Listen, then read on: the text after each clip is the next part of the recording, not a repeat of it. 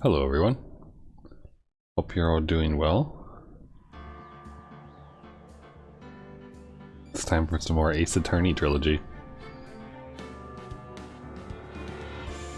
This is such a good title screen. It really is. Alright, I'm gonna open my can of seltzer and really hope that it doesn't explode, because when I went to go get it, it and a bunch of other ones fell out. And it looks like we're okay. Alright, so last time, if you need a quick refresher on what we were up to, we did not get a not guilty ruling for the case, so I'm not sure what's going to happen. But I know that Pearl is unhappy. Mystic Maya. Mystic Maya. There, Pearls. I can't take it anymore. Look, it'll be alright. Everything may still work out. The condition was that we had to get a not guilty verdict. And so far, the kidnapper has kept his word and hasn't hurt Maya. And he won't because Mr. Guard hasn't been given a guilty sentence yet. Cheer up. We don't have time to stand around crying. We have to get going.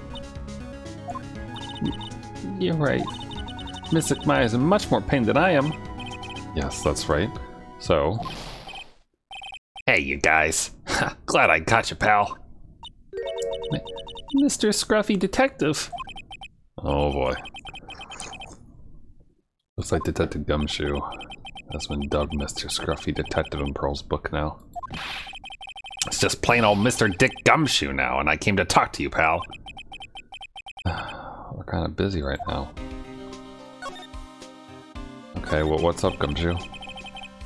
So what are you going to do from now on? What do you mean, pal? Well, you've been fired, right? So, do you have a new job lined up yet? Oh, that. What am I supposed to do now, pal? I don't have anything coming in at all until my next payday. What are you talking about? You don't have another payday. I guess that means I'm gonna have to work here at your place, pal. Say what? You'll be searching for things that'll prove Mr. Guard's innocence all day, right? Well, yeah. So yeah, I'm gonna help you, pal. I got lots of experience in investigating and watching over people's places. And I'm great at making really simple meals, pal. And I'll take care of it all. Come on, Mr. Nick. Let's let Mr. Scruffy Detective take care of things. Oh, she's so cute. Okay. By the way, what's your best dish? Instant noodles, pal. He said simple things.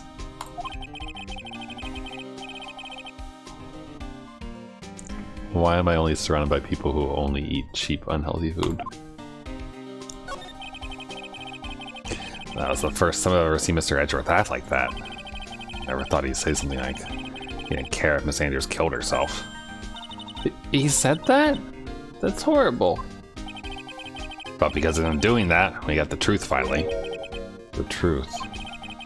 Miss Andrews' last testimony. I wonder if that was the truth. I'll give you that there was nothing strange in her testimony itself, but I still think there's something fundamentally wrong with the whole thing. Even about that thing, pal? Why would she want to? No. I mean, almost need to frame Mr. Guard. I couldn't figure that out from anything she said all day.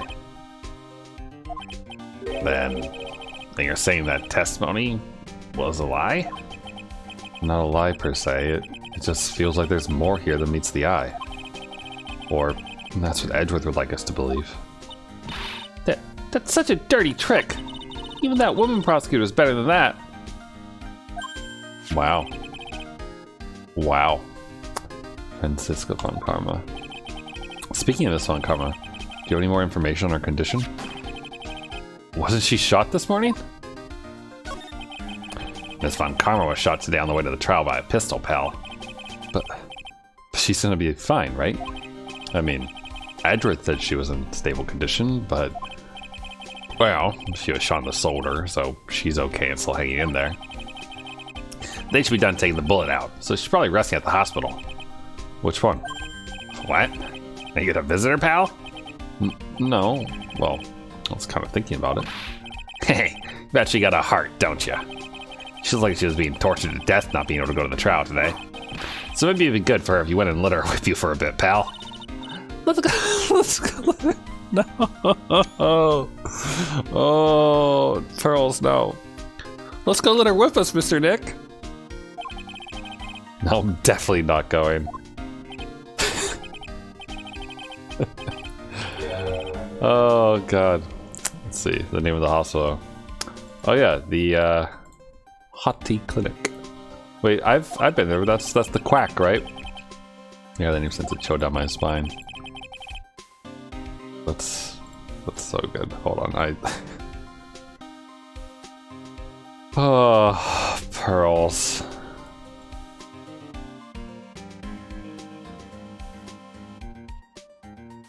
I guess it can't hurt to stop by and say hi.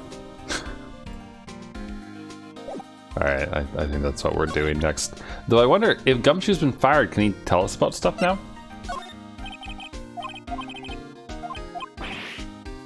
Why don't I make some instant noodles instead? That's okay, really.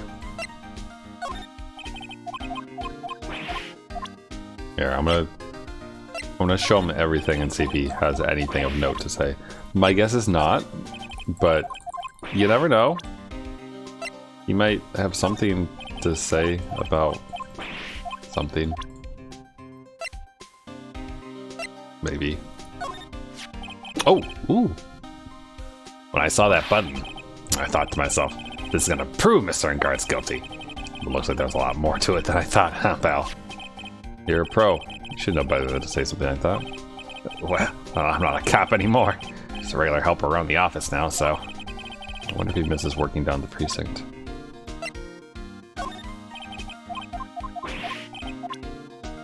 Alright, what about these things? Whoops. Attempted suicide report. Autopsy? Okay, what about the knife? Oh, he has something about the knife. Who would have thought that this knife Mr. Enguarde used to eat his dinner steak with? Go on. Going to be stabbed into the victim's body by Miss Andrews of all people. Oh yeah, she just hated the victim that much, huh, pal? The question isn't why she hated the victim's accent, but rather why she tried to pin the murder on Mr. Enguarde. I wonder if she really hates Mr. Enguarde.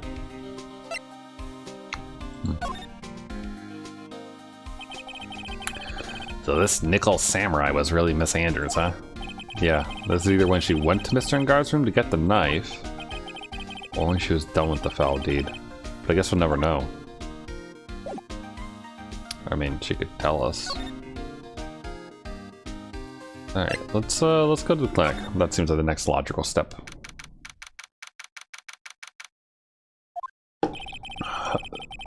They don't allow whips in clinics, right? Never thought I'd ever come back to this place. Ooh, yes, are you here to visit a patient? Hi. Wait a second, you're... yes, I'm Director Hottie. Oh, ho. Why are you still here? Yes, what is it? Can I help you? You can tell me. Yes. Director Hottie. Oh, Hedgeworth.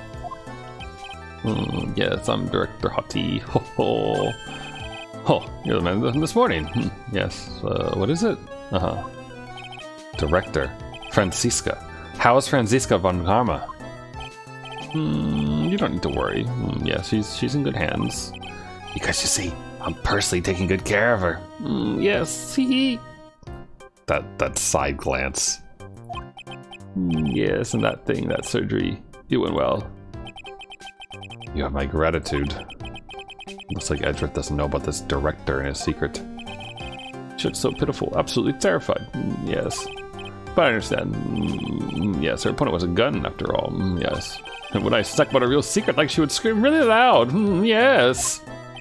I see. But she's really cute too. When I do that, she'd whip me with her whip. Boy, did I cry like a baby. Yes, but I think I can get used to it. Okay, she was allowed her whip. Go back to your room. You're so mean, my frisky Fiska. But that's good too. Okay. Yes, time for my IG shots. Yes. And what are those tulips doing in your hand, Mr. Phoenix Wright? Ugh, I knew I shouldn't have come here. Yeah, but we get to see Francisca, so that's fine by me. So who shot you? I was shot in front of the courthouse in my right shoulder. But it's no big deal. This sort of thing happens all the time. I even had full intentions of running the trial this morning. But that would have been too much for you. There's no need to act tough in front of us, you know. Regardless, I was dragged here by that man over there. He was so unyielding when I was to wonder if he was simply interested in stealing my case. It was the only logical course of action given the bullet was still lodged in your shoulder. But by taking over the case, I found myself having to clean up after you and that irresponsible deal you made. I think I know what deal he's referring to. Miss Von Karma, you made a deal with Miss Andrews yesterday, didn't you? I don't know what you mean. In order to make sure you got your guilty verdict on Mr. Engard, you told Miss Andrews not testify in court today. I don't know what you're talking about. Do you have proof that I made such a deal? You're denying it? Looks like you were lucky, Mr. Phoenix Wright. If I had been in court today, this trial would already be over. All while hiding Miss Andrews' own crime? That isn't my problem, whether she had tampered with the evidence or not. I have only one objective.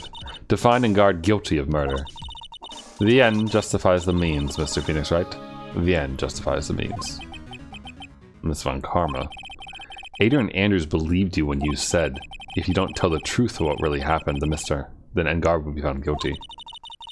And what does that have to do with me? Because of that, she is now in danger of being found guilty herself. All because she believed in your words until the very end. That still has nothing to do with me. She's just a weak person, that's all. But you had to know she was... Ow. I think visiting hours here are about over. So if you excuse me... What's wrong? Why did she suddenly cut you off? Probably because she thinks I had the advantage in that argument. Edgeworth. Hi, buddy. What happened today at the trial, Edgeworth? That wasn't like you at all. I mean, I know you knew about Miss Andrews' condition. You could have made her testify as many times as you wanted, but to go that far... But she wouldn't testify about that until I said something. Listen, Wright, the courtroom is a garden of judgment. I'm putting myself out on the line when I stand in there. And that's why I made the witness do the same. It's only natural. By the way, Edgeworth, you were really angry in court today. That's rare for you. Witness, that card. Give it to me. Hurry! Do you have any idea what you have stupidly yet inadvertently done? This... I can't believe you hid this from me all this time. I mean, she wasn't really hiding it. She was playing with it the entire time. That card. What in the world is it? You mean this? Listen, Wright. This is top secret information. You absolutely cannot leak this. A special investigations team has existed for a number of years, but few know of it. I understand. Their task is to find the owner of this card, a man called Shelly De Killer. And just as his name states, he's a killer, an assassin, the best at that. Assassin?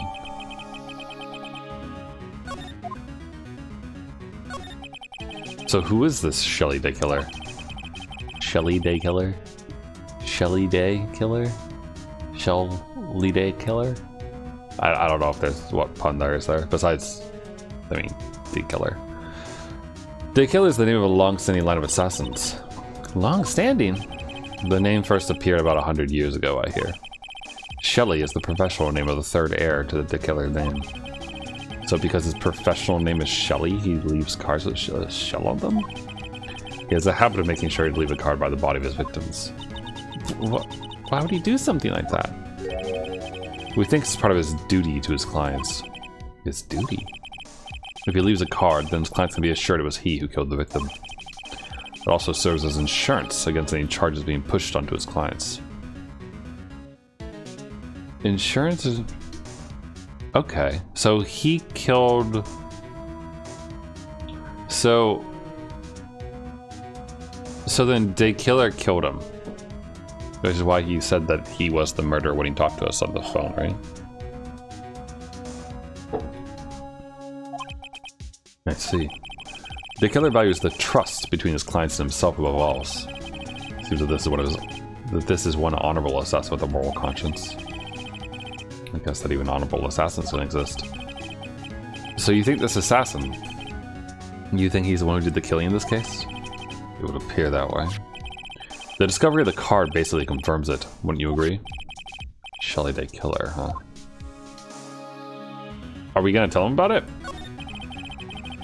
I noticed something at the trial today. You were behaving in a very strange manner. Is something the matter? I guess I should just tell him. Maya. She's been kidnapped. Kidnapped? What does the kidnapper want? An acquittal. I see. I had no idea. I'll prepare a rescue team as soon as possible and resolve this by tomorrow. Really? Did you hear that, Mr. Nick? Mr. Edgeworth is going to... Stop trying to console me, Edgeworth. I don't need your pity. Mr. Nick? There's no way you can find her. We don't have a single lead to go on. There's only one way to save her. I have to get an acquittal somehow. It's the only way. Right. Listen. You need to know something. Juan Carrito was killed by Shelly De Killer. And the client who ordered the job is Matt Engard. Your own client. Please stop. I can't listen to you. I can't believe that. Let's see. Well, if you want to continue your investigation, you will need this. What is it?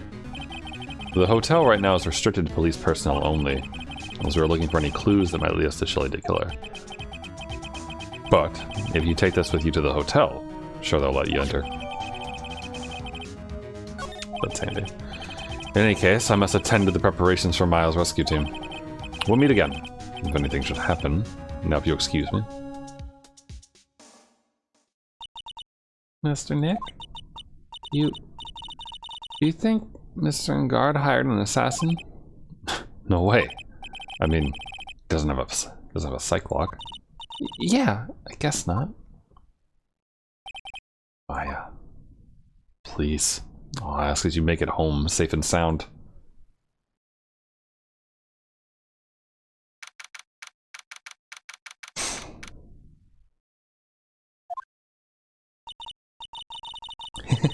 Guess even kidnappers can be a little clumsy. Clumsy enough to drop a card like this for me. Even though he said he was an assassin. I bet he's just making that up, like how Nick does with everything in court. Anyway, let's try out the card trick with this card I just found. Sounds like a door open. Okay, time to go take a look around. Oh, we get to play as Maya. That's cool. I already looked around, right? Too dark to see. Unlock the door. Barrels. Alright, that's...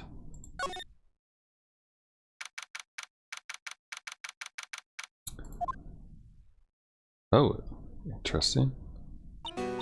Well, what is this place? Got a feeling I'm not in the hotel anymore. Are those videos over there? No, I'll worry about that later.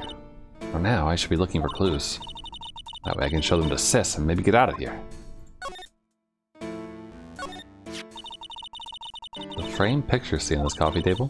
It's a picture of a woman. She's kind of pretty. Hey, looks like something's written here. Let's see. I think it says, with love, Celeste. But this could be a clue. That's weird. What's a figurine doing on a sofa in a place like this? I think it's a bear? Oh, how cute. But it's got a lot of cuts and slits on it. I wonder if it's some kind of puzzle or something. Videotapes. What kind of room is this? Locked, of course. Doesn't look like I can use the card to open this door. A little hole at the bottom of the door. If only it was a little skinnier, I may be able to crawl through there. What is this thing? An antenna, I guess? This is a VCR. There sure are a lot of electronic gadgets here. But what's an antenna doing here? Oh, this simply will not do. I gotta have you wandering at will. It seems that your Mr. Wright is truly concerned about you. He is? For now, I would suggest you remain cooperative. You cannot. There are ways in which I can help you. Ways? You mean dead men tell no tales is how the saying goes, correct? Dead! I'm almost certain I told you on our first meeting. I am an assassin. No way. You're lying. I mean, assassin? People are not always who they appear to be. Nick!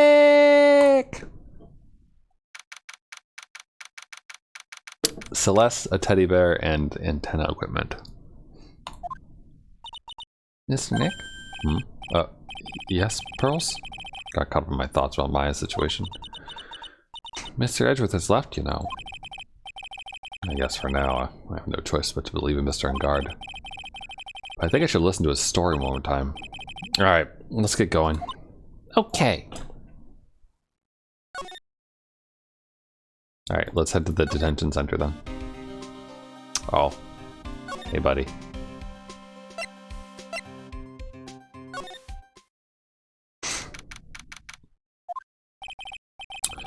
I'm sorry, but visiting hours are over for today. Aww. Ugh, too many questions I need to ask. I'm sorry, but I'm Phoenix Wright, a lawyer for one of the... You're Mr. Wright, you say? Oh, yeah, there's a message here for you. A message? It's from Madame Guard. Here you are. What did he write? Is it something really important? I don't know. Let's see what it has to say. To Mr. Lawyer, dude. I've got something really important to tell you. Why do I feel uneasy about all this on?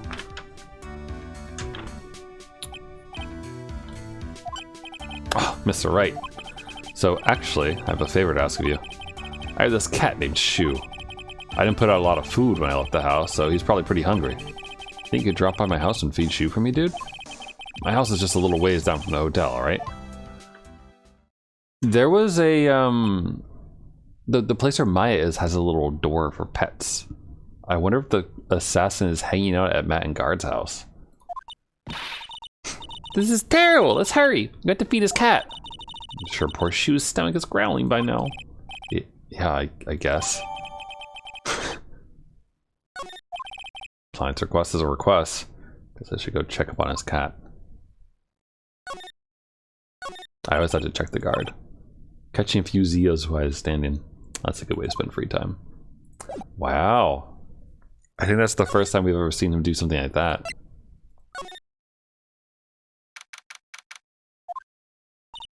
Wow. Everybody looks really busy with looking at something or other.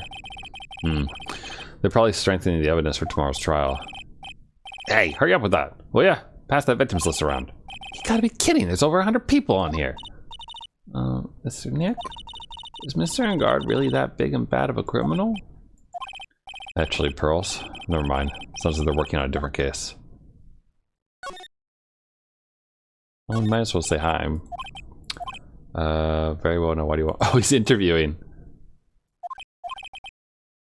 Oh no, he's doing image training for corporate interviews. Chief is clued. What? Prosecutor Von Conn was shot in front of the courthouse. Who did it? Who shot her? Sneaking suspicion that even Gumshoe could do this guy's job. Oh, wouldn't that be great?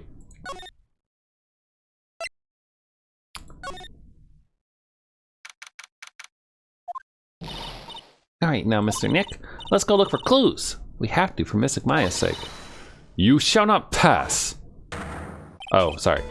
Wrong voice. It's Old Bag. Don't devalue my name and turn into the gas, you spiky-headed pettifogger. Because of you, I've been made to look like the bad guy again. Although I did get a piece of gum from Edgy Boy, just as he promised. But what I really wanted was something much more valuable. I wanted Edgy Poo's heart. I want it all for me. It's all your fault. You've awakened the wild beast inside of this old bag.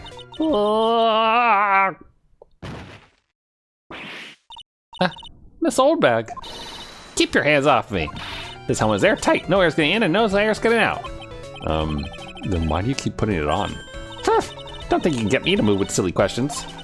You're gonna have to defeat me if you want to get by. I'm not hearing this.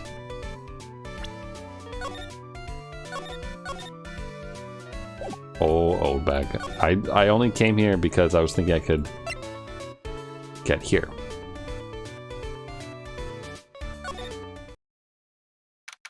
I figure I'll go feed the cat first because, like, you would think, like, look at crime scene, feed a possibly starving animal. You'd go with the animal first, right? Sure is dark. I'll go turn on a light. Wow. So this is what a star's house looks like. Must be nice to be rich. Come on, Mr. Nick. Let's find Shoo, the kitty cat. Shoo. Oh. Kitty. So I guess this is Shoo. Oh, what a lovely cat. Hello, Shoo. The cat seems to like pearls. Pardon me? May I help you with something, mister? Oh, we're lawyers. Actually, I'm Mr. Engard's lawyer. The masters? Then, you must be Mr. Wright. Yes. Ah, it's a pleasure to meet your wonderful self. I'm the family butler, John Doe. Nice name. Nice to meet you. Maya is right through this door. Isn't she? There's a small door at the bottom of this bigger door, Mr. Nick. I bet it's for Mr. Engard's cat to use. Oh, you mean Shoo. The door is locked tight. Well, I guess that's to keep nosy people like me from entering it. A giant bicycle is flying through the air. That bicycle, Pearls, is one where you don't have to pedal, and it moves on its own. Really? Wow. But sorry to disappoint you. It can't fly. Oh, that's too bad. Oh, there's a giant cooking hearth here. That's actually a fireplace. How are they different, Mr. Nick? You know, I've never actually seen a hearth before, come to think of it. You should come and visit Fay Manor then. I'll show you one when you do. Very comfortable and spacious lounge set. Wonder if famous stars drop by and sit around and have a good time. I guess I don't really belong here, do I? Ugh, what was with me? I'm feeling inferior today. Another door over there. You shouldn't go wandering off over there, Mr. Nick. Yes, Pearls. I know how Maya feels when I tell her to stop playing around. There are masks here. Yeah, that one in the middle is the Steel Samurai. Ones next to it are the Pink Princess and the Evil Magistrate. They fought many battles against the backdrop of Neo old Tokyo. Wow, you really know a lot about the Steel Samurai, Mr. Nick. I don't know whether to laugh or cry that I know more about that show than a kid. I mean, we can blame Maya for that, that's why. Yeah. Let's talk to John Doe. You must know all sorts of things about Mr. Engard, right? Honestly, sir, I don't believe my master is capable of such a foul deed as murder. And, anything else? No, not especially. It's not appropriate for a lowly servant to speak of the master's affairs. How typically butler-like, as it were. Mr. Doe, how long have you served at this residence? Well, sir, I'd have to say maybe about 1 year. And, anything else? No, not especially. It's not appropriate for a lowly servant to speak of himself and his affairs. You know, I would have thought Mr. Engard the kind of a maid over a butler. It's a very cute cat you've got here. It is my duty to take care of him. The master rather fancies Shu. And, anything else? No, not especially. It's not appropriate for a lowly servant to speak of the family cat. Well, then I guess I don't need this piece of scrap paper anymore. Well, I'm afraid I must take my leave of you now. Oh, we should probably get going ourselves. So young and yet already so accomplished, the master of law. But there's also a lot to be proud of him being a butler, in charge of the house and all. Thank you for the compliment, sir. People are not always who they appear to be. Now, if you'll excuse me. I don't really like that we got rid of the note, because I bet you that's going to come back around, like, talking to Matt and Guard, he's probably going to say that he doesn't actually have a butler.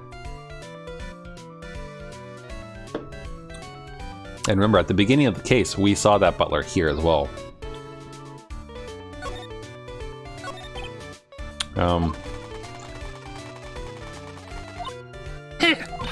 You're a million light years too early to be asking me questions, whippersnapper.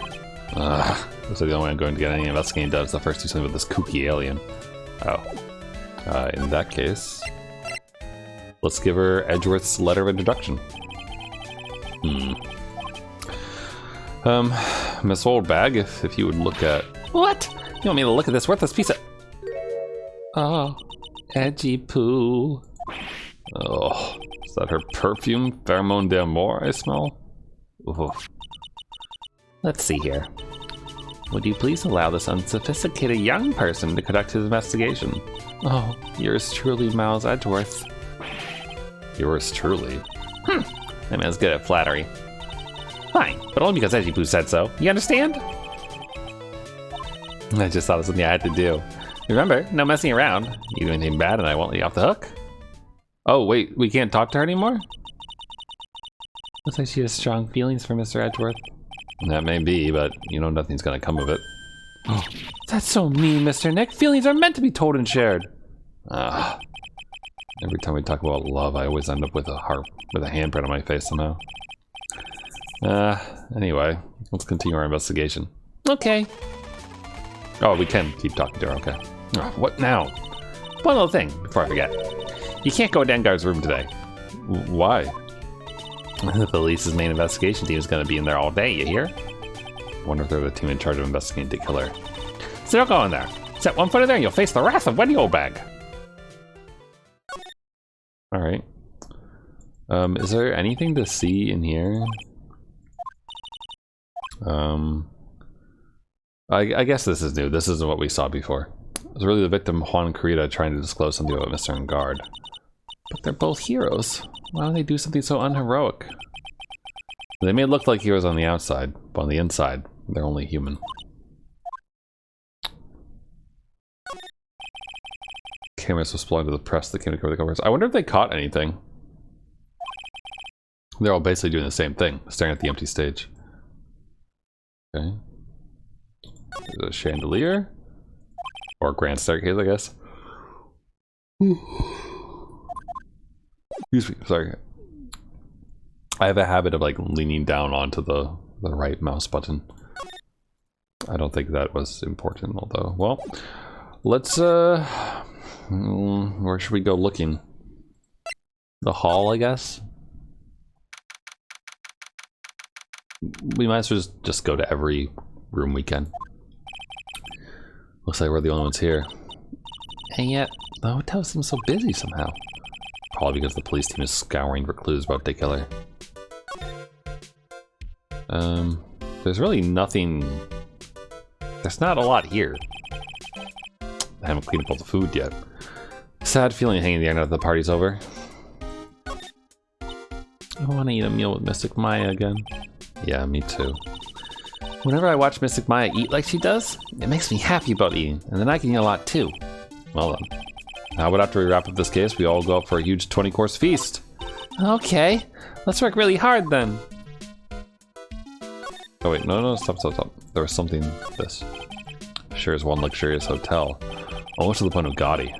With how blend together everything fancy and imaginable. Speaking of fancy, didn't that bellboy give me something like that last year? What?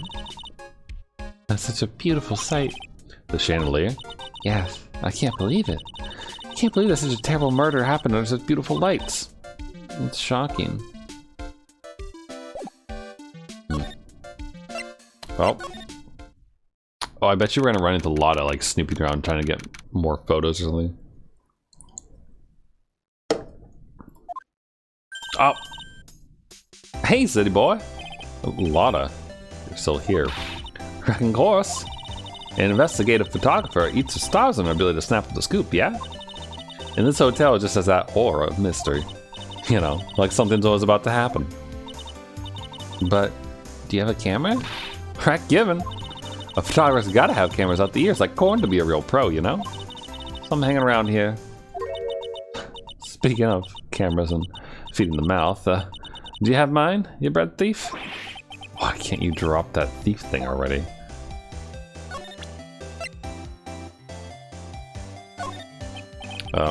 Would you please take a look at this?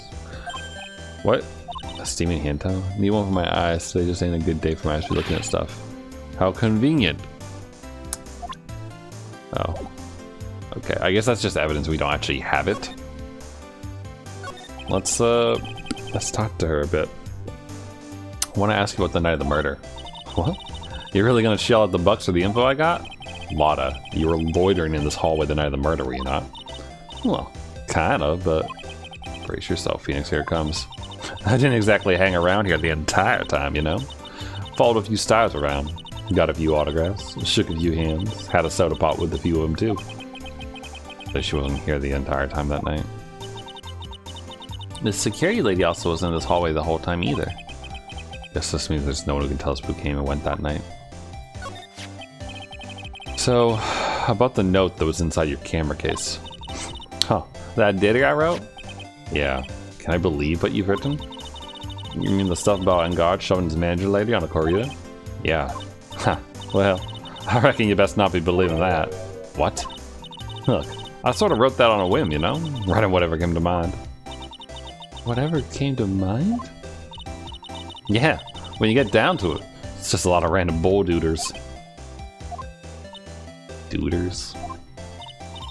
Hey, what's with y'all? Why are you staring at me like my grandpa used to? Hey, and why do you look like you suddenly got older too? Or am I just shrinking here? Oh, my baby. My $1,600 baby. What's with that red-coated prosecutor anyhow? The guy told me it was evidence and refused to give it back to me. Well, that's kinda how it is.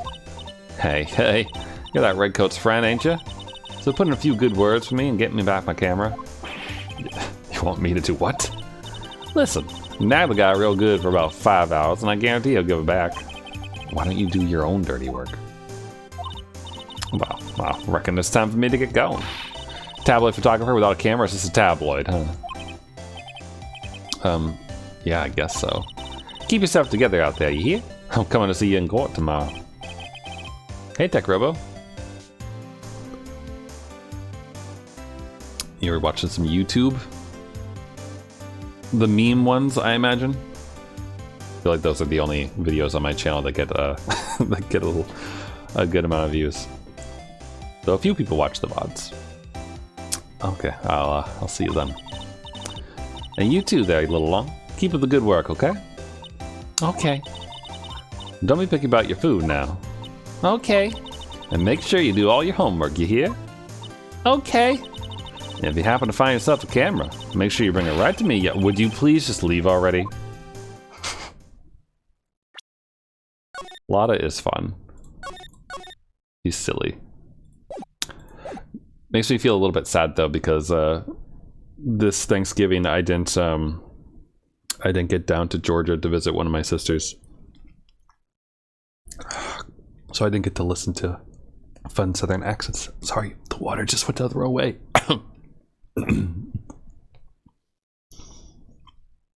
Oh, gotcha. Well, I hope this isn't gonna spoil anything for you if you're catching up on any of the Phoenix Wright stuff.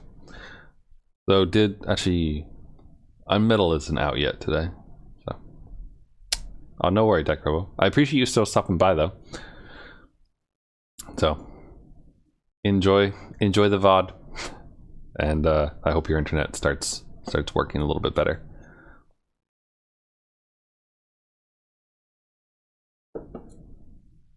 It's nice when people come by.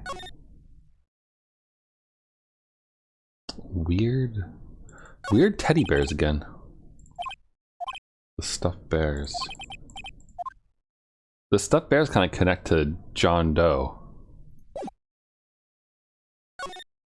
Oh, you already played them all. Oh, okay. Cool. Don't have to worry about spoiling anything.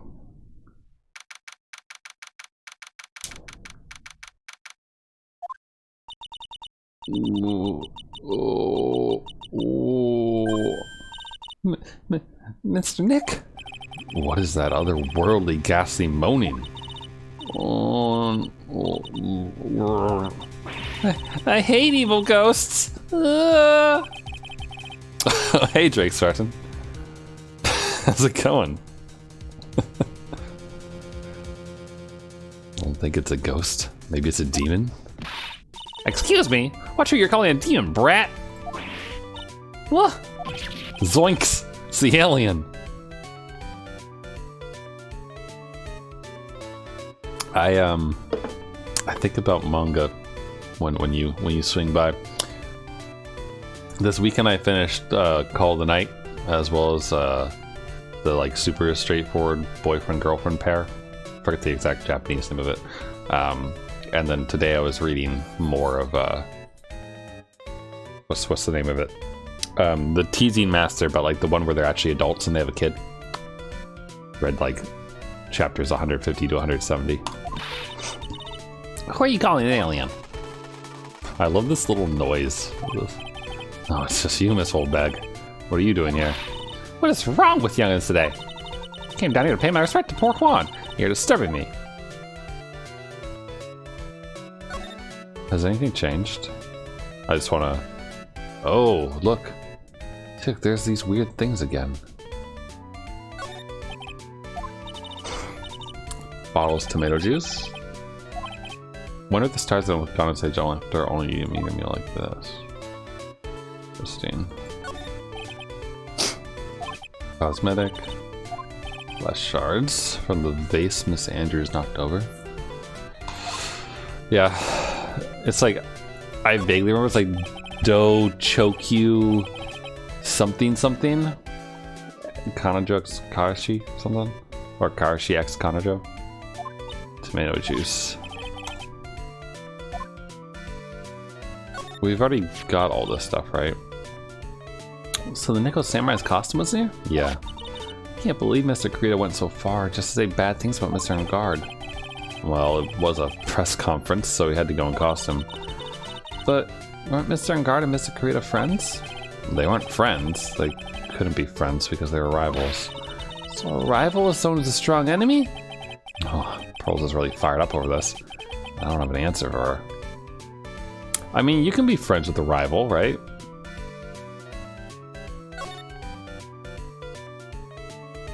What's in here? Do all the stars pack too much stuff? Yes. All right, let's just. I don't think we're gonna get anything from examining. So, rival isn't necessarily an enemy.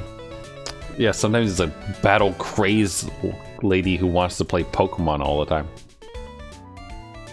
I do actually like Nimona, the rival in the latest game. I think she's kind of fun. Please talk to me more about the night of the murder. Just one more time. I talked about it plenty at the trial. I was fooled, tricked, deceived by that fraud of a photographer in her note. She was loitering around here with that imbecilic look on her face. That imbecilic look on her face? Okay, got it. Now hold on a second there, you little pipsqueak. If you're gonna take notes, at least make me sound better than that. Oh, alright. Now I've seen everything. Just watch any shonen battle manga. I mean, are you watching My Hero Academia?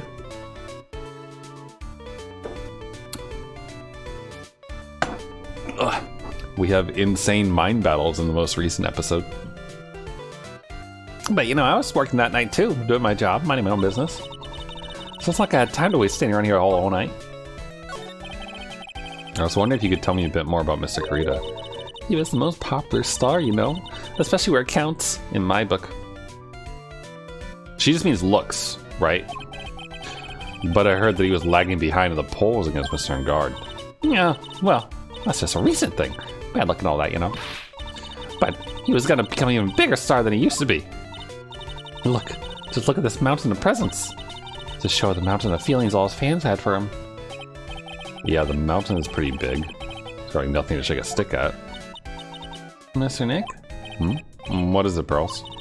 The presents. They're all bears, right? She's got a point. There isn't a single thing here that isn't a bear. All of Mr. Karita's presents from his fans seem to be, bears. Oh, that's because you can't think of Juan without thinking about bears. Bears? Why bears? You don't know. When my dear Juan was training, he fought barehanded with a bear. He refused to give in and let the bear win, but at the fight they became friends. Wow, what a heartwarming story. Look, it's just in those young people's dramas I can see those two tuckered out. Down by a river going, heh, you sure can fight. You too, bub, you too. Did all that really happen? It's his biography, bub. What a load of crock. So ever since then, fans have been giving him bears as presents. Yeah, nice bears. Bear noises. I'm Uncle Bear, and I say it's barely 8 o'clock. Oh, what is that infernal racket? It's one of the presents going off. Sounds like it's already 8 p.m. Way past your bedtime. This is an important clue, probably, right? The fact that the bear says something on the hour, maybe? Maybe? I don't know. Feels like it'll come in handy. Start with me. I thought I was going to die for a second. 8 p.m. That's the time when the award ceremony ended that night, remember? Time sure flies. Hard to believe it's been 2 days since the ceremony. Transceiver. Hello? Hello? This is not a phone. Maya, how's Maya? You haven't heard her, have you? Seems you were not able to fulfill your end of the bargain, Mr. Attorney. I've heard the news. So it would seem my present did you no good. No, Mystic Maya. Mystic Maya. One more day, please. I'll ask us for one more day. I'll get a not guilty verdict for sure this time, please. Suppose if I must. Well, I need that acquittal more than anything else, after all. Please. Please let Maya say something. I want to hear she's alright. Alright. Then, a little. What's with this static all of a sudden? Hello? Hello? It seems bad connection. Damn it. Did the transceiver just suddenly break? Excuse me. What happened? I don't know. All of a sudden it became nothing but static. Mystic Maya. Mystic Maya. Why did the transceiver suddenly break like that? Should probably have an electronics expert look at it. Sooner the better. Where are we gonna find an electronics expert? Old Bag doesn't happen to be an expert, huh? No. You guys want to know Old Bag's measurements?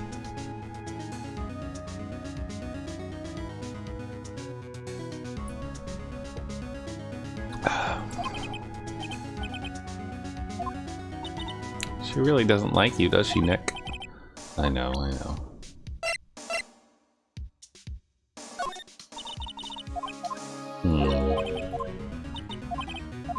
I can't imagine that she's gonna have, like, anything to contribute here. And I wish her default dialogue wasn't so damn long.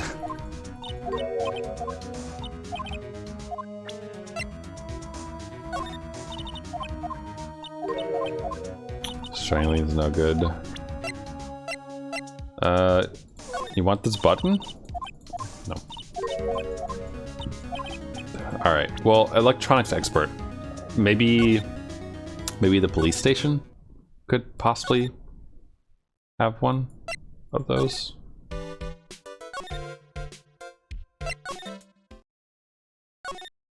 That's really the only place I can think of. Maybe not. Oh wait, I don't suppose Gumshoe is one, is he? Hey, welcome back, pal. Thought I'd make you a little something for dinner. That's nice, thanks. A rich man's luxurious full-course meal. Out of a can, that is. I'm sorry you went through all the trouble to cook, but I don't have the time to eat. Oops. We'll say you don't have a can opener, pal. You gotta be kidding. And here I thought he had already whipped something up. Oh, I know. There's one way I know how to be helpful. Ask me about anything you want, pal. Go ahead. Well, since he's here and offering, I wonder what I should try asking him about.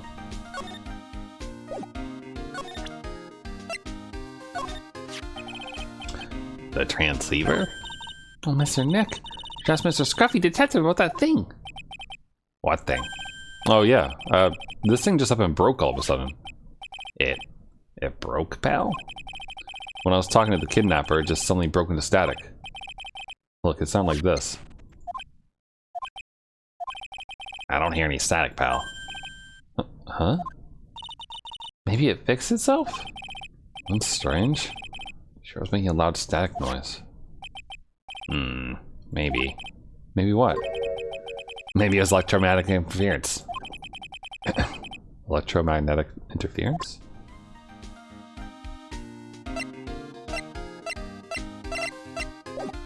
Talking time? Yep. So what is electromagnetic interference? It's something that happens when a radio wave gets mixed up with another signal, pal. Oh, when you put it that way. I don't understand what you're talking about. Like, for example, when a cell phone goes off next to a computer screen. The stuff on the screen gets kind of fuzzy and starts acting funny, right? Huh? Computer? It's like when you use the dryer next to the TV and the screen starts looking weird. Oh, yes, the TV does do that. So that's what you're talking about. She seems amazingly happy at being able to understand this. Oh, I love her so much. I want to give her like the biggest hug. My poor sheltered little daughter just like, oh, sorry, Pearls. Sorry for bringing you to crime scenes and into court to watch people talk about suicides. So the room you're in when that interference to the transceiver happened, it's gotta be something there that's sending out a very strong radio wave, pal. Something like a listening device or something. Hey, speaking of that, where were you when it happened? We were in Mr. Kurita's room. The scene of the murder. What? That's it. I'm gonna sneak into the precinct and get a bug sweeper. I'll meet you at the crime scene later, alright, pal? Oh, wait, Gumshoe. Oh yeah, baby, it's investigating time. I'm on fire, pal. My fingers are itching to go. Yeehaw! We should be going too, Mr. Nick. All right, let's go. At least, like, just put up in the sleeves and get ready to go. Do.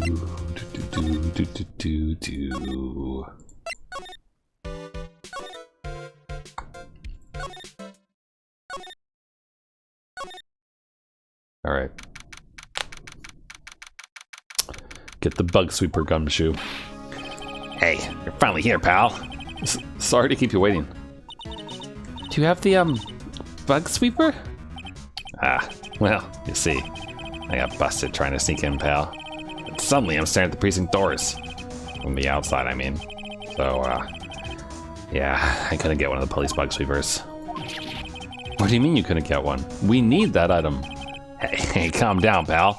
I said I didn't get one, just not the police. Wow, so this is a bug sweeper. Looks a little broken. Hey, this was made when I was in elementary school, pal. Oh? By who? Me, of course. Seeing this sure brings back memories. Hey, don't look down on it, pal.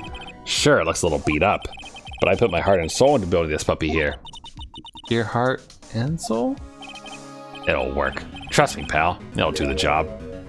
But you can't set the sensitivity.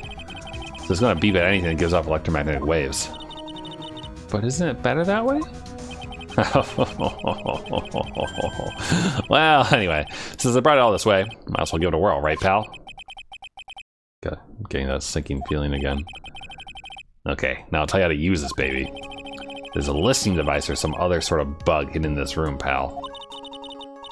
We're gonna find it, right? I bet you it's this one.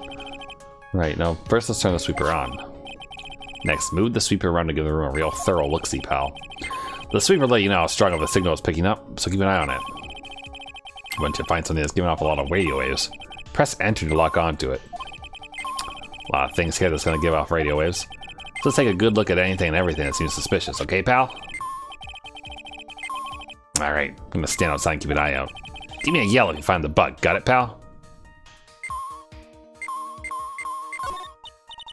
What a lovely bear. This was one of those fancy bear-shaped toy robots. It's a robot? It's a real robot? Yeah, it's a real one. Mr. Nick. Yes? How many horsepowers is it? How many horsies? Horsies? Well, look, it's a bear, so,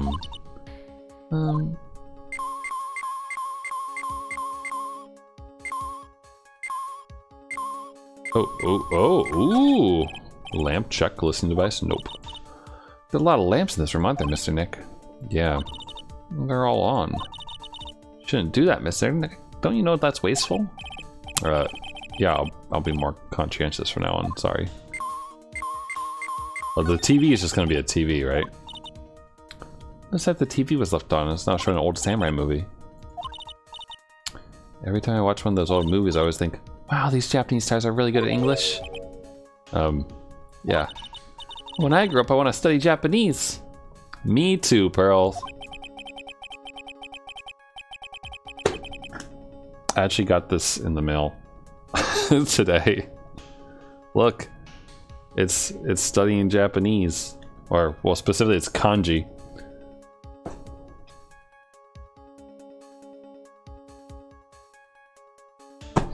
Should probably keep my mouth shut here, not destroy her dream.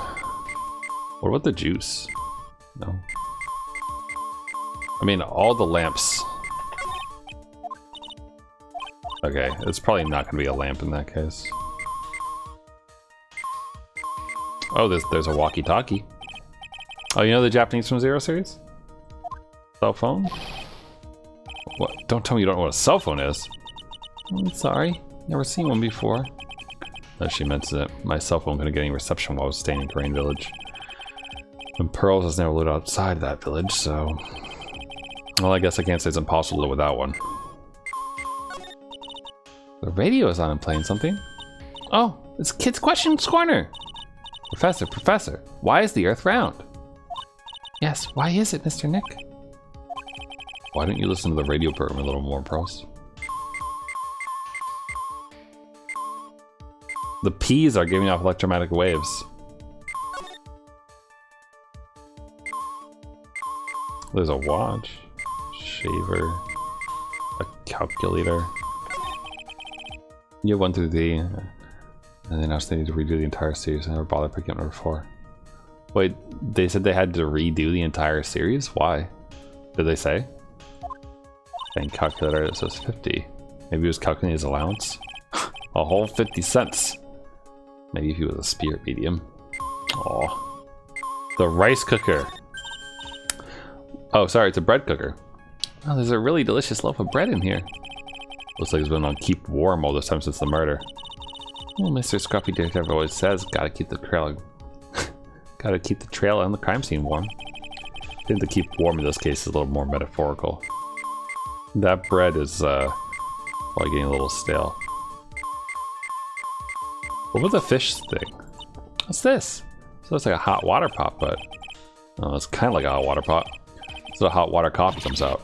Really? This pot can do that? Is there a pot that orange juice comes out of? I don't think there's anything like that, Pearls. Sorry. It's good. The water in this hot water pot has run out. I'll get more water for it. Okay, sounds good. So she's forgotten all about looking for the listening device. One of these pieces of garbage.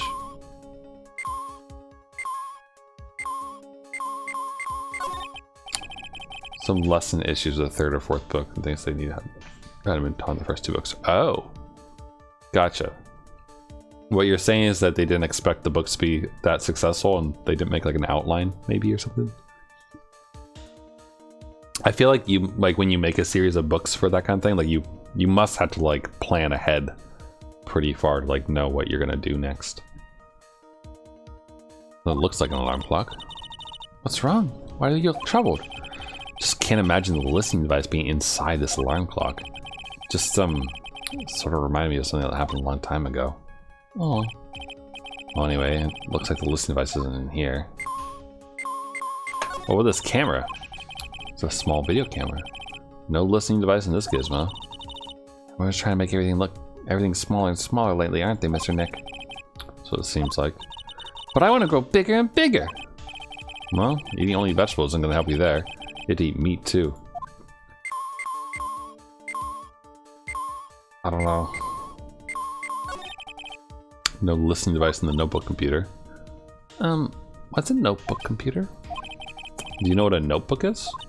Yes, it's a small book with paper that you can write on, so. Well, that thing is like a notebook in a way. It's basically a small laptop. Mr. Nick, what's a laptop? Alright, so apparently this listening device that we're looking for isn't going to be inside of something. Oh, wait. Is it inside the remote? No.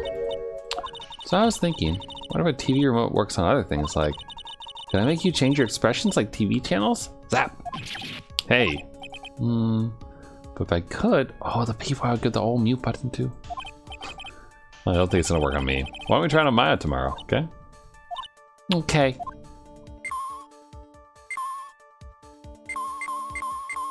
In the refrigerator? Maybe? Really don't think the listening device is in something like this. Because it's filled with nothing but heavy vegetables and but healthy vegetable juices, right? Yeah, sure. What's that to do with listening devices? Okay. Oh, wait. Do you see that? Like, oh, it's going crazy on the eyeball. This is just a giant stuffed teddy bear, right? It's the biggest one I've ever seen. Hey, so you guys find it yet? The listening device, I mean. No, not yet, but this bear's eye is. Let's see. A perfectly normal stuffed bear with some really strong radio waves. Sounds like you find the device to me, pal. Let's take this big fella's eye out and see what we've got. No, you can't. Such a violent act. No. It's a miniature camera. Looks like there's more. There's a transmitter and a timer. A what emitter? Transmitter, pal. Oh, this more of that high-tech stuff? I hope that we're not fucking up a an investigation right now. Like, how do we know the police didn't put that there, like, on suspicions of De Killer? But then again, if they did that, they wouldn't need to have this whole thing happen. They just have evidence that he did it, so never mind, maybe. So this tiny thing is a camera? Yep, it's a pinhole CCD camera, pal. It's a small, high-grade video camera mostly used in security systems. So it's a video camera. Runs on a battery, which comes with it in a set. But there's no videotape in this camera. This is only the camera part here, pal. The tape recorder with the tape inside it is somewhere else. Somewhere else? The footage is changed into radio waves and then sent to that recorder. So it's sort of like a TV broadcast, isn't it? Hey, you know, you're right. Spy camera. Set to record the victim's room from 8 p.m. for 1 hour. Was running at the time of the murder. Interesting. So what is a transmitter? It's a device that sends the footage the camera took to a specific destination. Like a video version of a listening device, pal. Looks like it's attached to a small clock-like thing. Huh, that's a timer, pal. You can set it to turn the camera on and record at a certain time with it. You can set it for a certain time? Yeah, let's see. This looks like it was set to start at 8 p.m. and go for 1 hour. 8 p.m.? That was the time the award ceremony ended. There's no date set, so it's been recording every night, I guess. Mr. Detective, how long has this bear been here? Pretty sure it's been here since the night of the murder.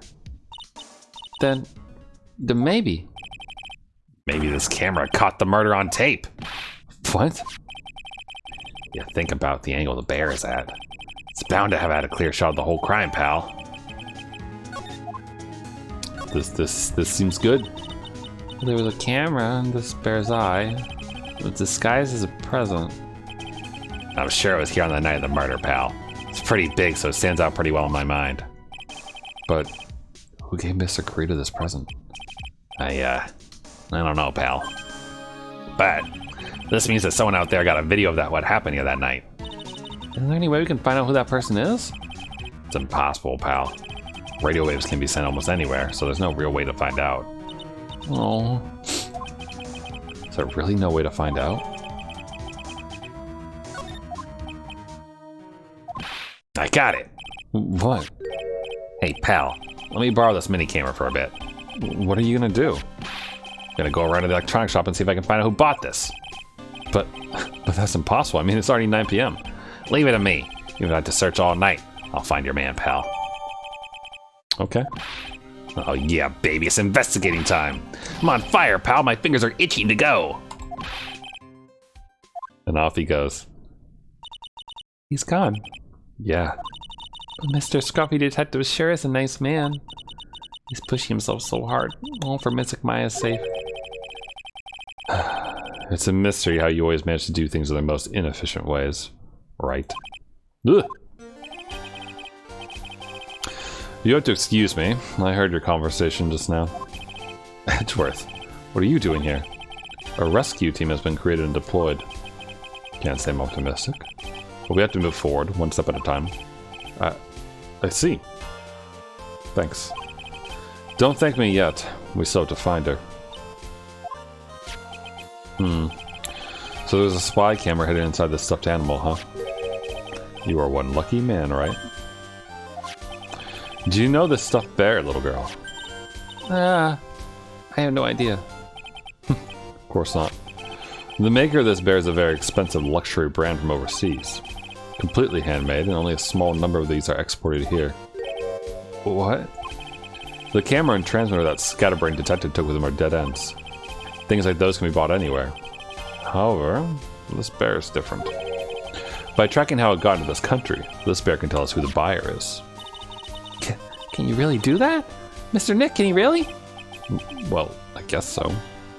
It's 9 p.m. I think I can still make it in time. I'll be taking this for now. I'm pretty sure you have other things you have to do. So, like, he's gonna walk through this hotel and out the door to his car and put the bear in it. And the bear is as tall as he is, and I think that's just a really funny image.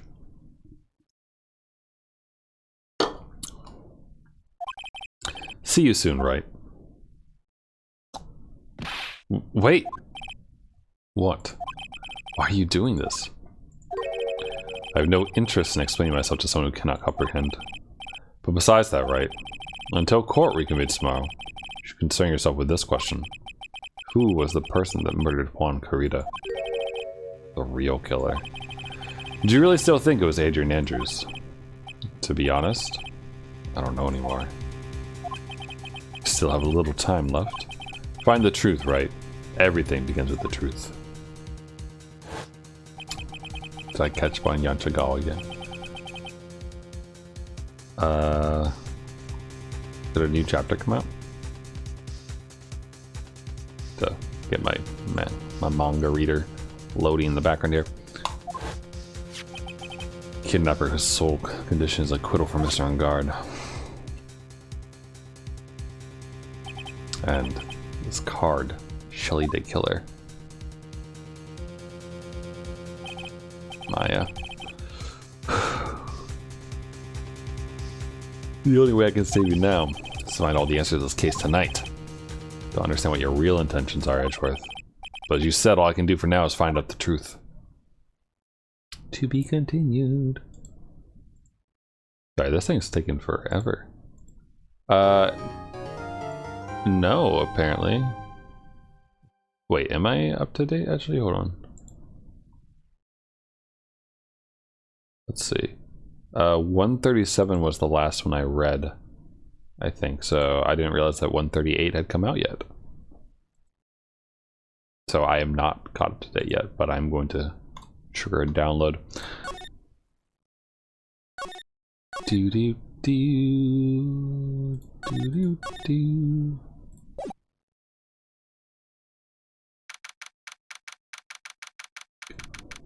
Good stuff. Yes, thank you, Jake Spider. I have a local manga reader that, like, you know, I can bookmark things and then check for updates, but it doesn't like notify me. It's not like an RSS reader type deal.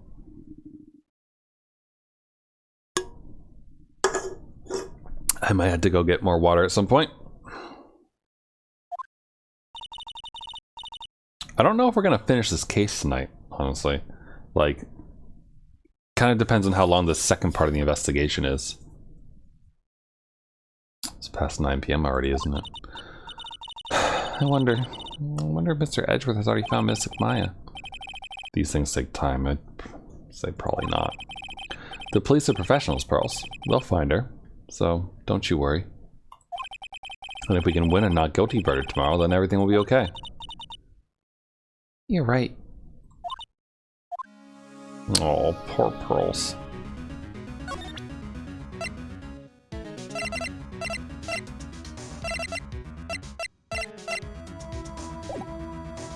Let's just start with her. So the real person who killed Mr. Kurita was that assassin, Mr. Shelly De Killer, right? And the card Miss Andrews found at the crime scene seems to be proof of that. But if that's the case, then a new question comes to mind. Who is the one that hired the killer to begin with? Who's his client? You mean who asked for the murder? That person didn't want to dirty their own hands in blood. But whoever this client is, they're still a killer. That's a good... That's something that hasn't occurred to me before. If you hire someone to murder someone, do you get charged with homicide? Or like premeditated murder? Or like what do you get charged with? I feel like this is not a good thing to Google, but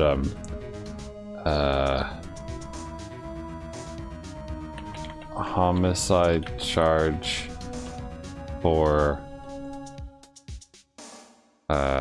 hiring an assassin. Federal murder for hire charges. If a person... Wait. Did we charged with murder and conspiracy to commit murder? Oh. The person who hires him would be charged with conspiracy to murder.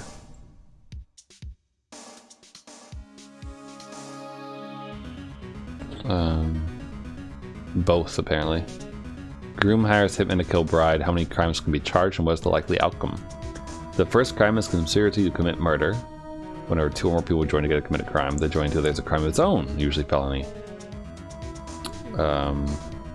So they're both guilty of conspiracy. The hitman is guilty of murder by direct intent, and they took another life with no excuse or justification, such as insanity. The groom is guilty of murder in two ways, and then I can't... Oh, I can read more. The first is transfer of intent. Interesting. Under the model penal code, I would probably argue that hiring the hitman constitutes the prior act necessary to constitute the crime. The second is a deviously circular argument for felony murder. Hiring someone to commit a crime is a felony. Conspiracy to commit a crime is a felony. And any felony that results in the death of another automatically escalates that death to a first-degree murder. Oh. So you can get 4 life sentences out of it. Because of conspiracy to commit murder, and both people are guilty of first-degree murder. They say 4 life sentences, so they're talking about the groom and the hitman in this case. So the person who hires them and the person who does the job both get possibly 2 life sentences. In other words, do your own dirty work. Yeah, I guess so. You're there to have like the world's best alibi and no ties to the hitman. could have hired the assassin? Do you think it was Miss Andrews? I mean, she's a manager. Wonder. But if she was the client, then why go through the effort to stab the knife into the corpse herself? But if Miss Andrews wasn't the client, then no, it can't be. Madame Guard himself.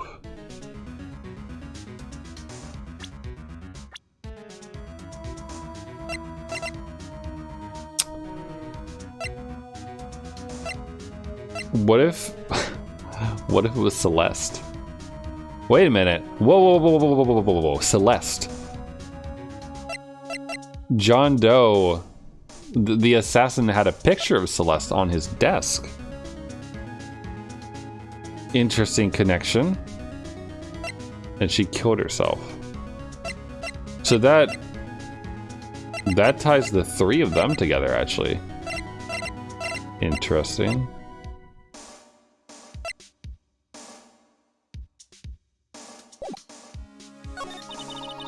If Mr. Guard really did hire the assassin, he's not innocent at all. Far from it. Be guilty of the crime. But it can't be Mr. Guard, right? I mean, when we first talked with him. Mr. Guard, I'd like to ask you one question. Did you kill Mr. Juan Carita? Alright, just so we're clear, dude. I didn't kill anyone, and that includes Juan Carita, okay? And no psych locks. But, I mean, does he view it as killing, though? Like, I don't really know the rules around psych locks, but like if they're lying, right? So like if he doesn't think of hiring a contract killer to kill someone as killing someone himself, then the locks wouldn't appear. That reminds me. Do you remember something, Mr. Nick? Yeah, something Miss Andrews said at the trial today. She said something interesting. What? That's right, you didn't hear it, did you, girls? Juan had bet everything on the Gemma Ninja this year. And if he lost the Grand Prix, to make sure Matt was going down with him. Looked like somehow Juan had in his hands a secret so powerful that it would destroy Matt's acting career had it been revealed. Guard's secret. What is his secret? I don't know yet. But for now, let's think about it this way. Mr. Carita was going to reveal this secret. That means Mr. Guard had plenty of motive to have Mr. Carita silenced. Which means we have to meet with Mr. Guard. There's no way around it now. Hold on, I accidentally clicked through something, so I just want to go back and read it. That's what he thought anyway. Okay. Sorry, it was just that last bit, the thought section. Okay, so I suppose we have to go to the detention center, even though visiting hours are over. Because it's Wednesday, and it's business time. It's business. It's business time. It's really getting late, isn't it, Mr. Nick? Yeah, it's past 9 p.m. already. But we still have some things to prepare for tomorrow's trial. Still the matter of the secret Mr. Carita held about Mr. Guard. Miss Andrews' real intentions. These are two things I must know tonight. But aren't visiting hours over at the detention center? Sure, we'll think of something, Pearls, don't you worry. Yeah, I don't know what we could do. Oh god, there's a sneeze in my nose. Hi, old bag. Hey, wait! What is it, whippersnapper? All I know is nothing has anything to do with you is ever good. Like just now, I was handed this strange device for who knows what reason. I was told to use it to search the whole hotel. That's the bug sweeper, isn't it? One Gumshoe made. I don't know, and frankly I don't care. But the request came from Edgypoo, so... Edgeworth. And he said... If you feel angry, direct your anger at that unsophisticated lawyer. So when I feel fear to direct all my anger towards you. Ah, gee, thanks a bundle, Edgeworth. What a pal you are. This is absolutely top secret, so you better keep it to yourself. I heard they found a spy camera hidden in one of the presents. Very interesting. I'm sure it was, you know. It was to catch poor Juan in the middle of a scandalous meeting. Scandalous? What's that? It means, well, you know, that gossip that's going around about my dear Juan. Oh, you mean that thing about Miss Andrews? I'm sure she must have had some reason for getting close to Mr. Kurita. I'll let you in on another secret, young'un. I know who planted that spy camera. There's that obnoxious, puffy-haired photographer girl. The nerve of some people. Spying on people by herself. So I wanted to see it for myself, too. Wow, the alien actually admitted her true intentions for a change. I don't know what you're thinking exactly, but I can bet that it's nothing good. But I didn't say anything. So you want to know about Juan and the manager, right? Actually, as I hear it, there was something a refreshing pair, those two. Oh? I tell you, Juan really welcomed that manager with open arms, I heard. That manager? Who are you talking about? You don't know. That manager woman Juan had. It's a shame she killed herself, though. Oh, you're talking about Miss Celeste Impacts. Miss Andrews' mentor, right? Yes, yeah, that's the one. That Celeste girl. She was supposed to get married, you know. Married? You mean to Mr. Kurita? Really? You young kids today don't know anything, do you? That girl Celeste killed herself 3 days after their marriage announcement. That seems weird. 3 days after their marriage announcement? What the? Why would Miss Impacts want to kill herself? She doesn't get married. Well, That's because she was thrown away, you see, by Juan. what? But they were going to get married, right? They promised each other, right? Well, they held a grand announcement session, but 3 days later, Juan suddenly canceled their marriage. Is that true? It was in the weekly magazines. But why? Why did he do that? That was not in the magazines, unfortunately. I see. That night after Juan called off the wedding, that manager Celeste killed herself.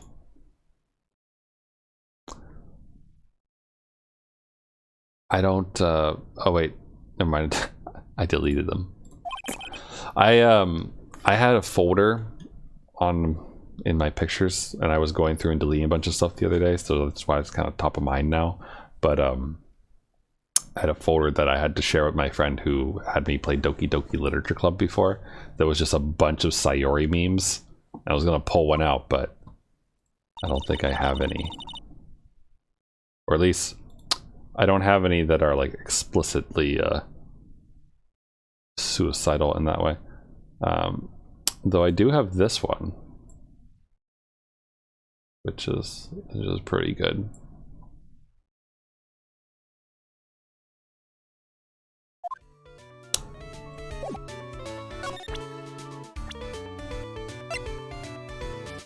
Do you know about the butler? No.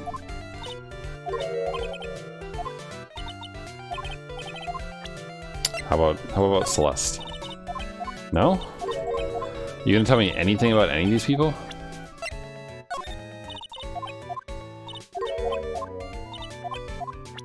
Nope.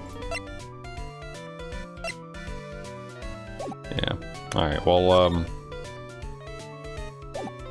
actually, do I still have the bug sweeper? No. Okay.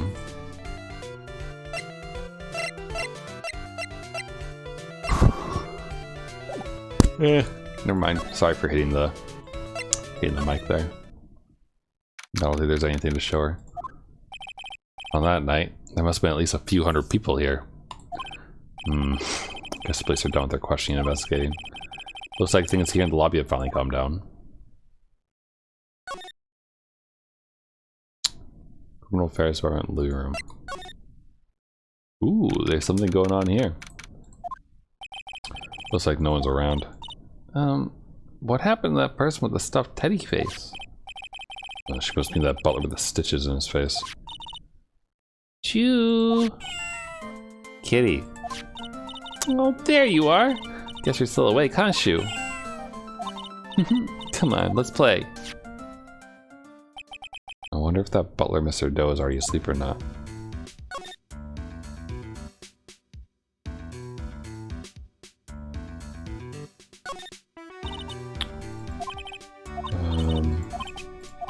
Door's still locked tight. This is all the same text that we had before.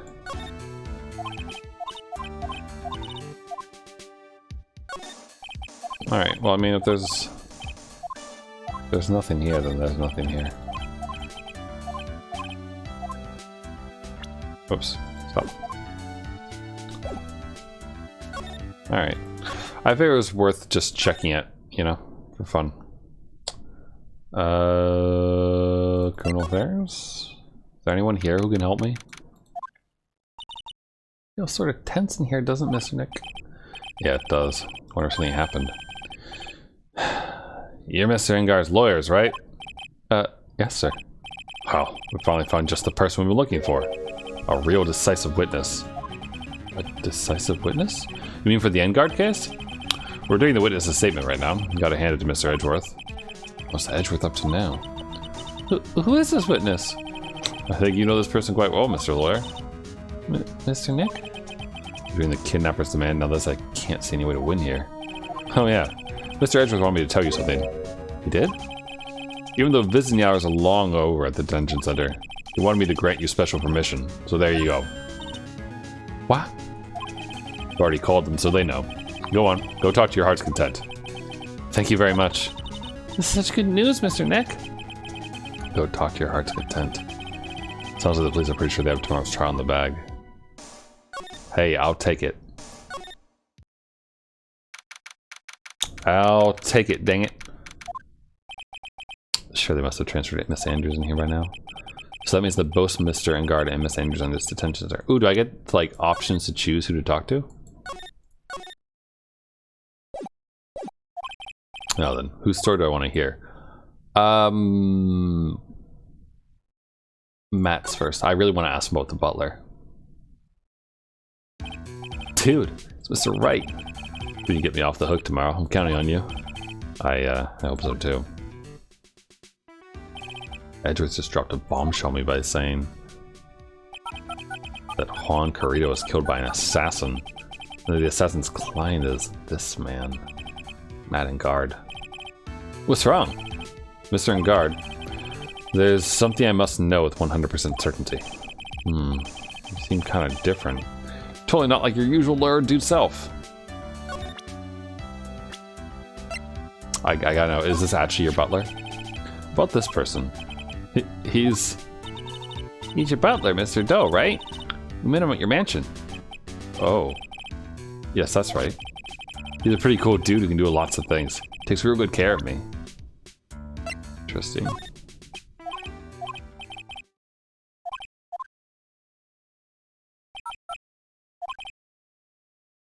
Just means I don't tell you anything and everything, man, dude.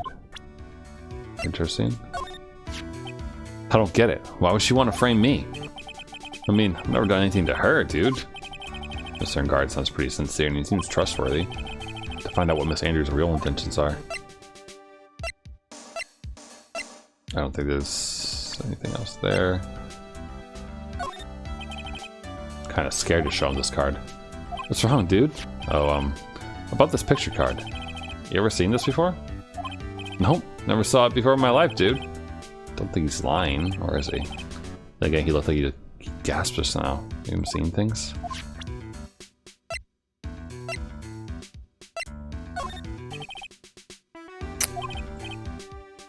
Okay.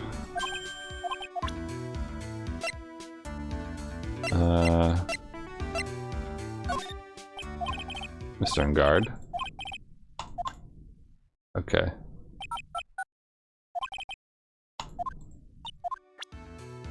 Interesting how he clams up around certain things. About the press conference. You mean the one where Juan was going to dress up as the Nickel Samurai? Yeah. Heard a little more about it from Miss Andrews. Looked like somehow Juan had in his hands a secret so powerful that it would destroy Matt Engard's acting career had it been revealed. Could you please fill me in on what this secret is, please? Aha, there's the psych blocks. 5 locks. I knew this was coming. Mr. Nick, don't tell me. Cyclops. You said a secret, right? I don't have any idea what it is. Do you, dude? Okay. Do you know about Mr. Kurita and Miss Andrews' relationship? Well, it's all over the tabloids, dude. Ugh, I don't know any of the details, if that's what you mean. Look, how many times do I have to tell you? I don't care what Juan did with his life. Miss Andrews, she had a purpose in mind when she started seeing Mr. Kurita. Her mentor was Mr. Kurita's manager. And Miss Andrews was going to get Miss Celeste's impacted suicide note from him. Celeste. Does that jog any memories? Dude, suddenly just got totally hungry. You up for a pizza? My treat. Mr. Nick? What's a pizza? Is it kind of pea? Like green peas? Let's go eat one later, okay? This poor girl doesn't know what pizza tastes like. I need to fix that. Ugh, got caught up by the pizza dude at the shop. That's too bad. Ugh, how about we get our minds off this topic and talk about something else, okay? Mr. Guard. You connected to Miss Impact's suicide in some way? Feels like it, considering that he, you know, clams up about everything. He definitely knows about Celeste. About this. Mr. Nick, you can't. Huh?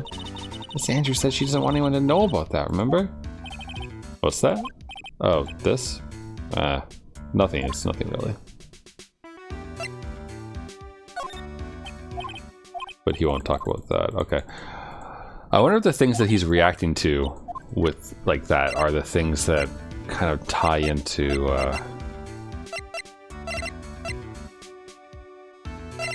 everything else. Okay, let's save. I kind of wonder if I have to talk to both of them before I can break all of his locks.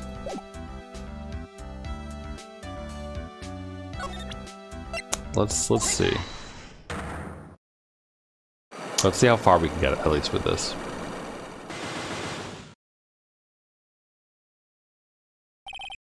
Matt's secret. Let's hear what the secret of yours is. What if Mr. Kurita had been successful in his plan? What would he have disclosed? I told you before, dude, I don't know. I don't know anything about Juan, okay? Look, Mr. Wright, I can keep on saying it until I'm blue in the face, but I totally didn't pay Juan any attention the whole time that night. I mean, come on, I was in the middle of a nap. Don't lie to me. Huh? I know you paid close attention to Mr. Kurita, especially on that night.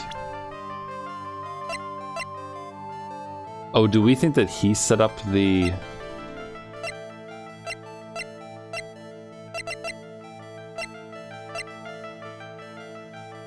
How do we know this?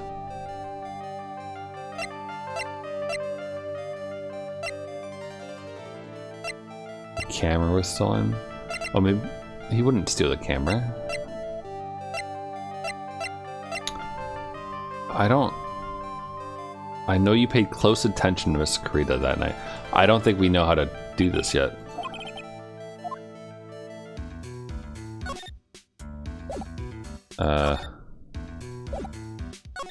I probably have to just like go in and out, right? Doesn't look like Mr. Scruffy Detective's here.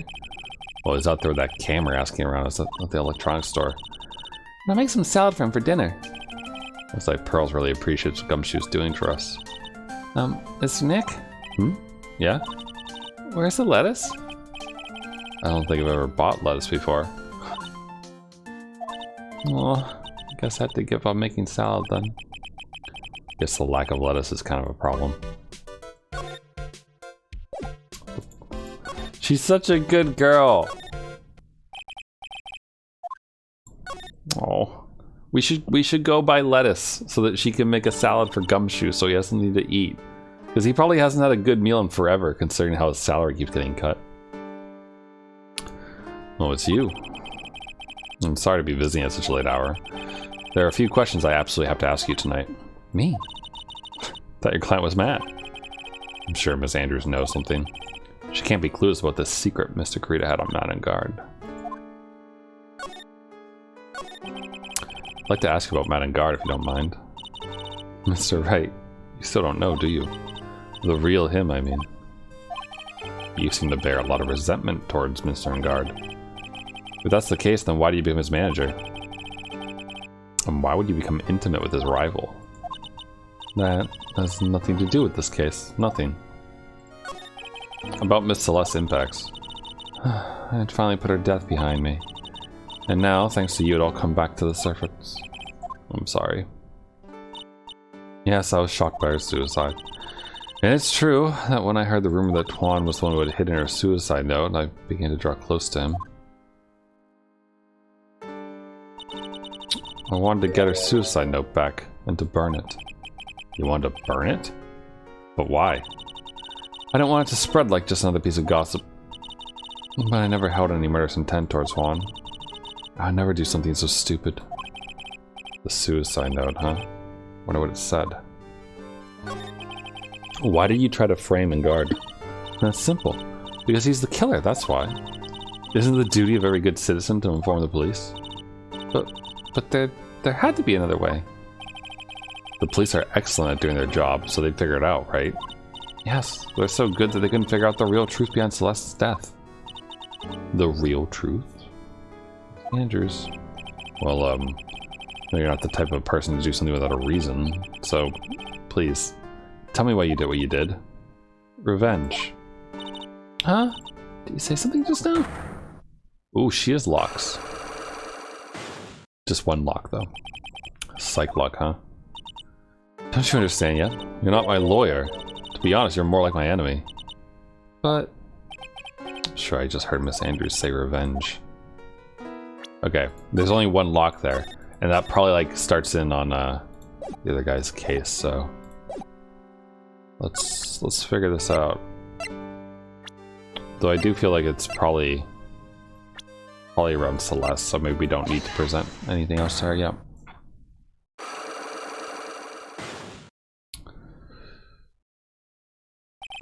Why frame him? Can you please tell me why you framed Mr. Engard for the murder? I already told you countless times, because I thought Matt was the killer. No, that's not it. I know you have a personal reason to dislike Mr. Engard. Miss Andrews, you may think I didn't hear it, but I know you said something earlier. You said revenge. So you're saying I was taking my revenge out on Matt? And that's why? Well, what an absurd idea. I don't have anything to want revenge for. Miss Andrews, a woman who lives by being dependent on other people. There's something or someone in her past that would make her take revenge.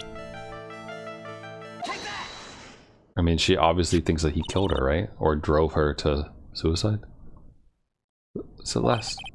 There's only one catalyst that could cause such strong feelings and even revenge, and that's Miss Impax's suicide. What are you trying to say? Celeste was Juan's manager. On top of that, the one who had hit her suicide note was also Juan. What's it all have to do with Matt? You're right. You haven't mentioned him. Yet. But for you to hate Mr. Engard, it would mean that he must have had some relation to Miss Impax and her suicide. Can you explain this relation between Celeste and Matt?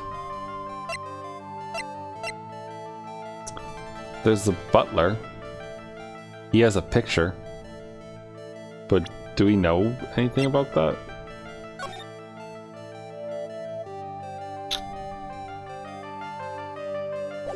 Not that.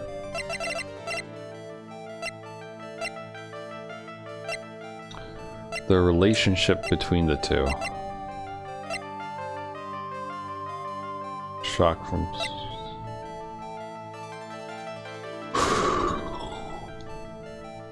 Oh wait, that's it, right? Maybe Matt has the suicide note, not Juan. Like it says... Or maybe not, actually.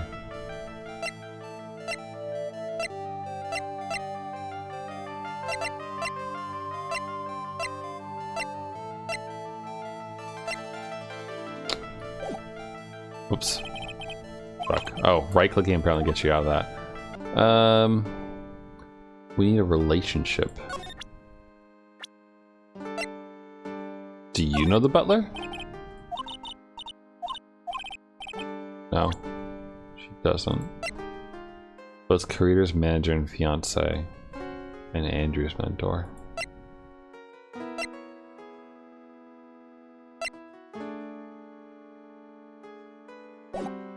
I don't know. We need a relationship between the two of them.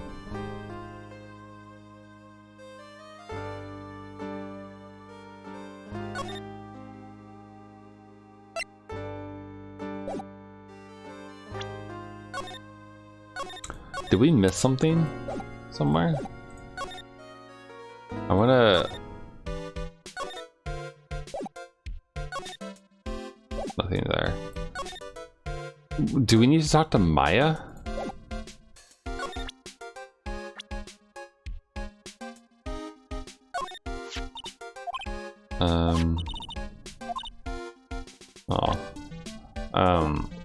Because like that's the only thing I can think of is that, like, Maya has a connection for us between, well, between Celeste and the assassin. And someone said that Celeste might not have been a real suicide.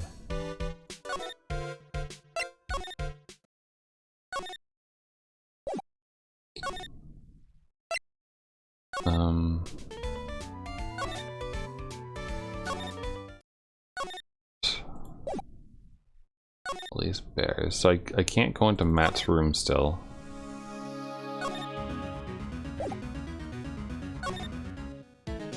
Is there something in here that connects the two somehow?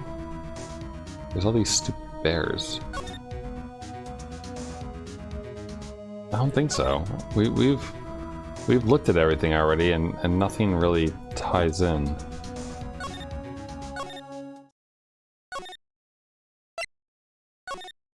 Excuse me. There's nothing to talk to her about, though. She's a fountain of information because of the tabloids.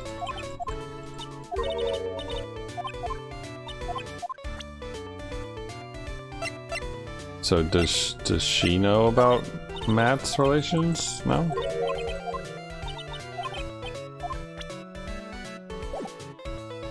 Present.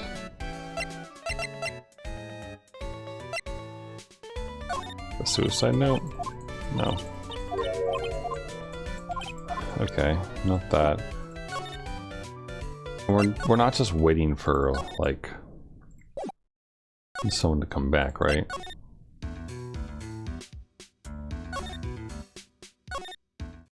Yeah, there really isn't a lot to go off of here.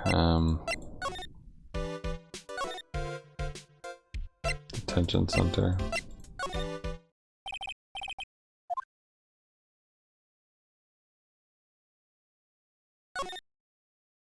So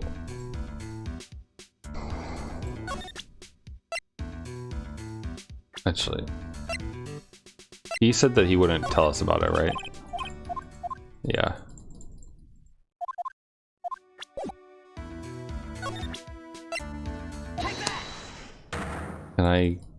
Can I unlock any of this to get a new piece of information like I used for the other one?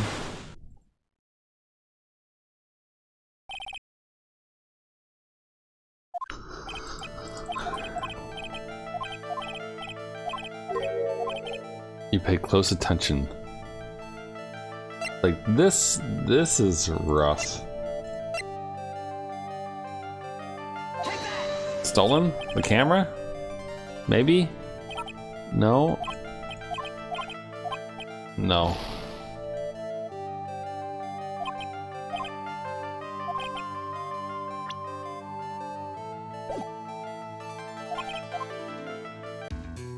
Alright, that isn't it.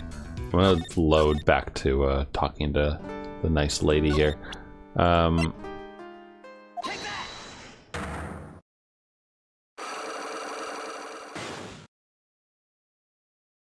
So I mean, maybe we have to present Celeste twice.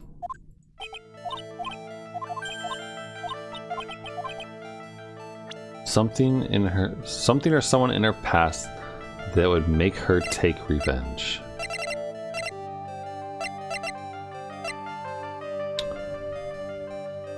The suicide note found by Juan Garita. So either of these work for it, right? What's your suicide? What are you trying to say? Okay, we got all this. What does all that have to do with Matt?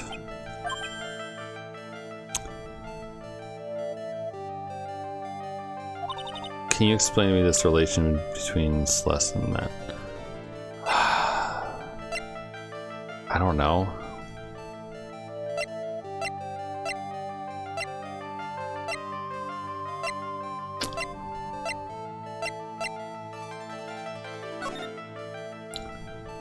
say that Juan Crida has been getting in close with the mysterious yet beautiful manager to the stars, Miss AA. I don't have any old tabloid stuff. Between Celeste and Matt. Would they both have known her?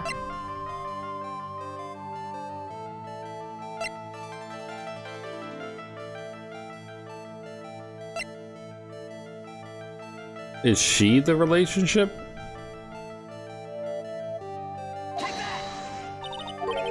That's it.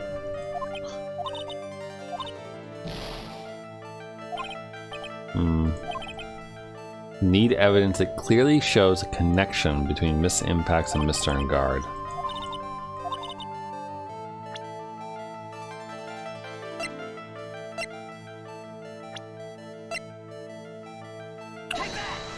The butler.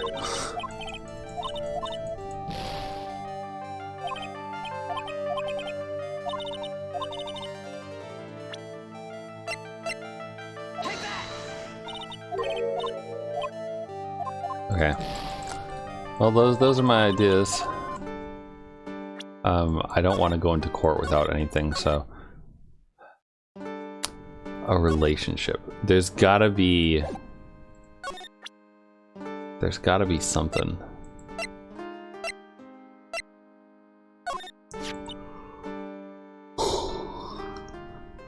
Curious to me that rumor was started by Juan himself. Matt's manager. I think he wants to embarrass Matt through his relationship with me. But didn't Miss Karita like you? There weren't any feelings of love between us. For me, it was about getting Celeste's suicide note. For him, it was about wounding Matt's pride. That's all it was. So they have the show in common.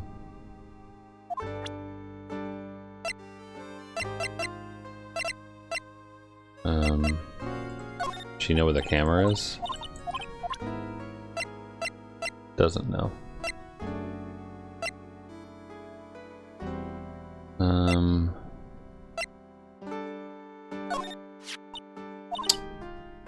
don't care what the reason was. It's unforgivable that he had Celeste's suicide note. But you don't have any proof that she left a note behind, right? Celeste. She always believed there was a right way and a wrong way to do something. She would have left a note. I believe that.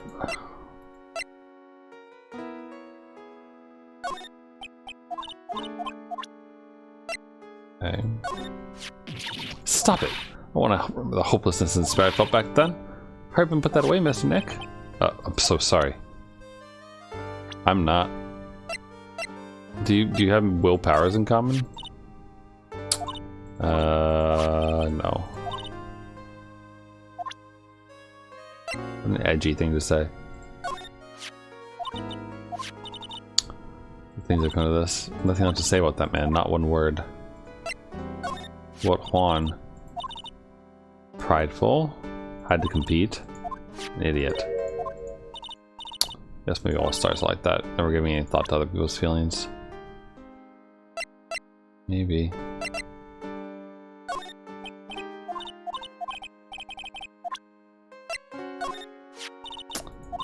So this is her mentor. She's a strong woman. She wouldn't kill herself over a trifling matter. You have some ideas of why she killed herself? Yes, I suppose. Is that a new talking item? No.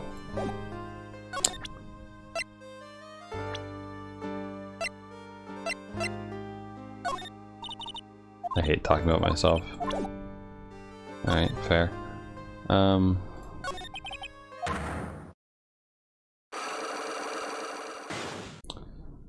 So this one is revenge. It's the who and the why. And then Matt and Guard's lie is blocked by us needing to know that he was watching Juan somehow. I really don't feel like we have anything to go off of.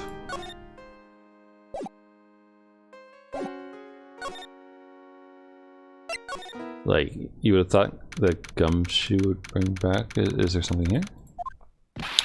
Oh, Mr. Wright, please you have to help me. Uh-oh. Mr. Powers? What happened? Why are you here? Say I roped into this somehow.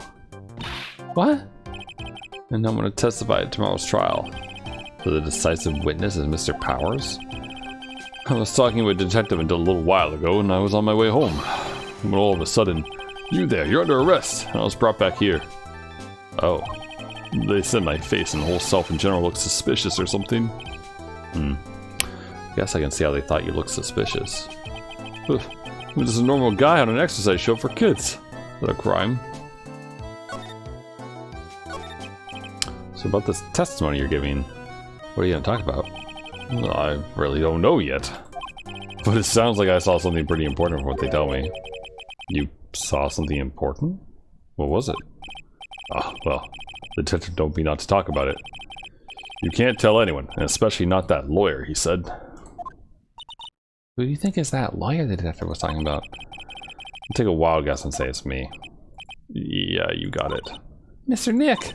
Mystic Maya and myself are your only two allies in this whole world, but it's alright. Ouch. Don't have a lot of friends, so we have Gumshoe. It's gonna do a lot of damage to Matt, you know. He's got that refreshing like a spring breeze image going. But what is he really like? Well, let's see. Matt's always been kind of a player with women. Never really turn a pretty face away, if you know what I mean. He'd always say, it's just a game, it's just myself. What? How horrible! That's unforgivable! Sorry. Didn't mean to offend you. But you know, he said once that there's only one person in the world who won't swoon over me. One person who wouldn't swoon over him? His manager, you know? Miss Adrian Andrews. Why is Mr. Powers suddenly looking kind of energetic? You see, I'm actually a sucker for gossip. I mean, celebrities in their world have this dazzling sort of image, right? A dazzling sort of image? But aren't you a part of that dazzle, Mr. Powers? No, I'm more of a hairy, sweaty, smelly, brutish kind of guy, you see? But it's okay, really. I get to hear plenty of gossip about a lot of the other stars around me as things happen. That's true. Oh, hey! So, did you hear about this? About Miss Andrews' mentor and her suicide? You mean Miss Impacts? You heard something about how our wedding was cancelled. Yeah, that's what I'm talking about. I thought about it a little the other day. But that mysterious death. Hey, Mr. Wright, why don't you ask me about that? Come on, go ahead. Mr. Powers is so charged up, his skin is practically glowing. So you heard this? Celeste left a suicide note. And they say that Juan went and hid it. We heard about that in court today. There wasn't any actual proof that she left a note. Well, this is what I think. I think that something bad was written on that note. Something bad for Juan, that is. Something bad for Mr. Carita? Why do you figure so? No, before she died, Celeste talked with a few of her friends. And she said, "It looks like I got caught up with a truly insidious man." A truly insidious man? She mean Mr. Carita by that? Well, there's no one else there that fits the bill, right? That would be reason enough for him to hide the suicide note. I see. Well, that's some good info, thanks. You're welcome. Miss Guard and Miss Andrews, they're both at the detention center right now. Still things I don't understand or know about, I'm sure. But I have to get the two of them to tell me everything. Nick, your phone!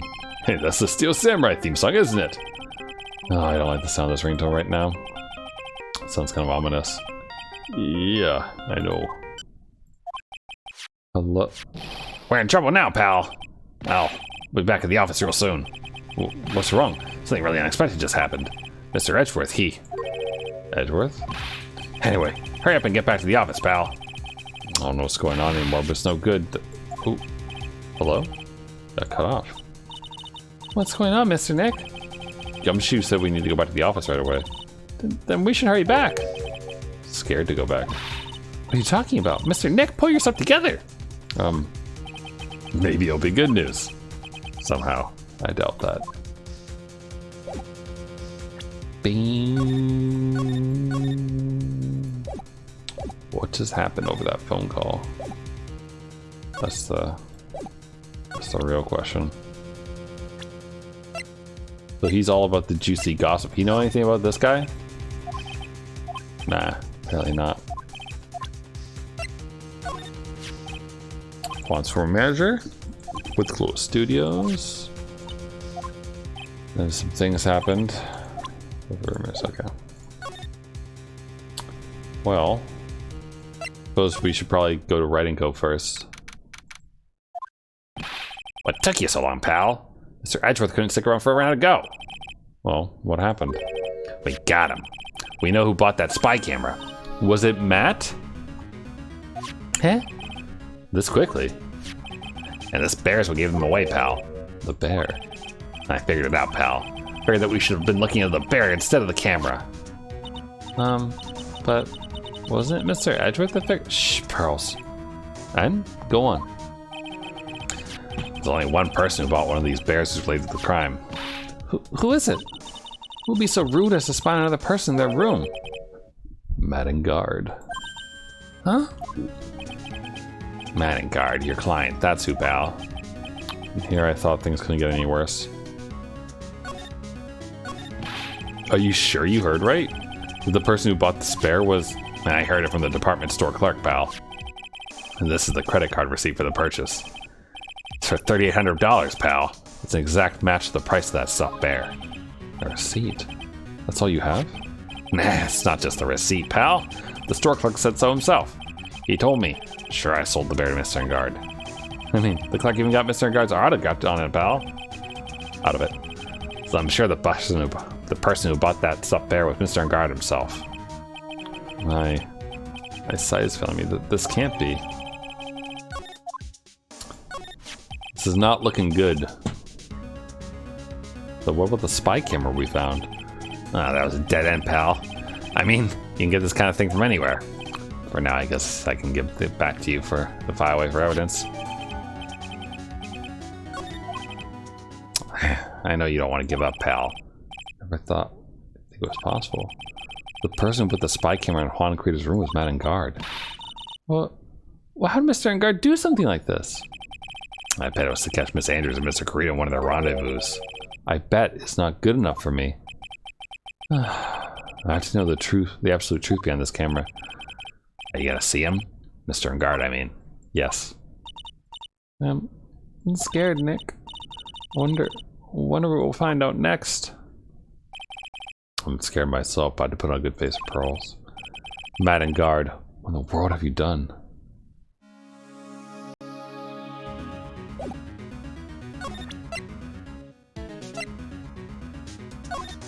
There's nothing. Don't mind me, I didn't mean it that way. Okay, yeah, let's... To the detention center! We're working really late, dude. You know it's already past 10. I think it's time you told me the truth. Relax, don't you know that ignorance is bliss? If you really want to know, let's talk. I don't get the option for, what's your face this time?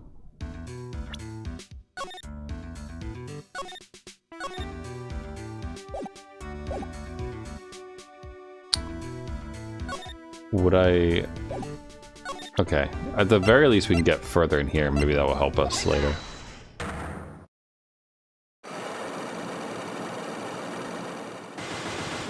Okay, let's see if we can break these locks. And then we might have to save the trial for another time.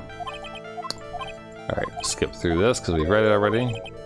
I know you paid close attention to him because of the spy camera. Or rather, because of the bear. This bear was in Mr. Carito's room on the night of the murder. A bear that was supposed to be a present from a fan. So, it's a present, dude. Actually looks kind of classy, if you know what I mean. Yes, I hear it's quite expensive. Which is why it's very odd that this gadget was found inside the bear. It's a very small video camera. It was hidden inside this bear's eyes. Maybe it's a really curious bear? Well, whatever this bear saw was sent somewhere using this transmitter. Which means someone on the night of the murder was secretly filming Mr. Carito's room. I guess Juan had a few of those kind of fans too, huh, dude? Actually, I wouldn't say this bear was a present from a fan. You sure, dude? Who else could it be from? The person who gave this bear to Mr. Carito was... you.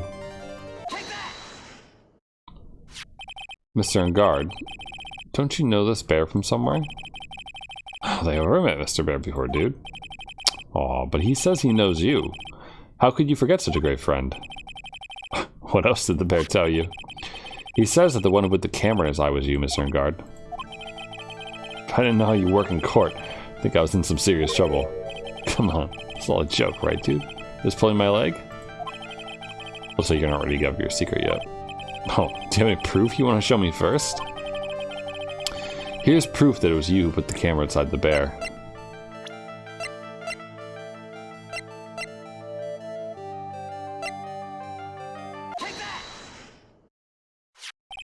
I have here one credit card receipt, Mr. Engard. It's from when you bought that stuffed bear. Dude, all you can tell from this is that I spent $3,800. I go to that department store all the time, okay? This $3,800. This could be the toothbrush I bought that one time. A $3,800 toothbrush? It's ivory. It's got elephant hair for bristles. Ew. Elephant hair? Is that what rich people use nowadays? Anyway, the store clerk clearly remembers you and your purchase. After all, you even gave him an autograph, did you not? Dude, you should have said that earlier. So can I ask you one thing? Yes. You're my lawyer, right, dude? So if you are, then why are you looking into stuff like this? Because if I don't know the truth, I can't help you. Sounds more like stupid lawyer it ought to be. Hey, let's stop talking about this, okay? No, not yet. I haven't asked why you set the camera up yet. And what your secret is. Of course, it would be strictly confidential. So, what are you gonna do now? Gonna find out what I want to know. Because I must. The reason you hid this camera in Mr. Cree's room and filmed it in secret is... the suicide note?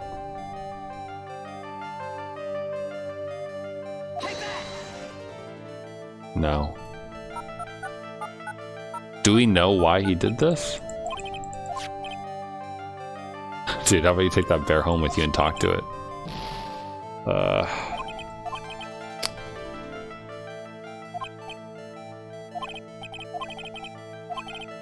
The reason you hid this camera in the room and filmed it in secret.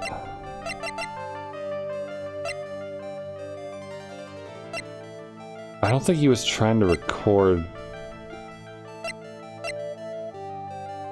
Oh wait, was it this?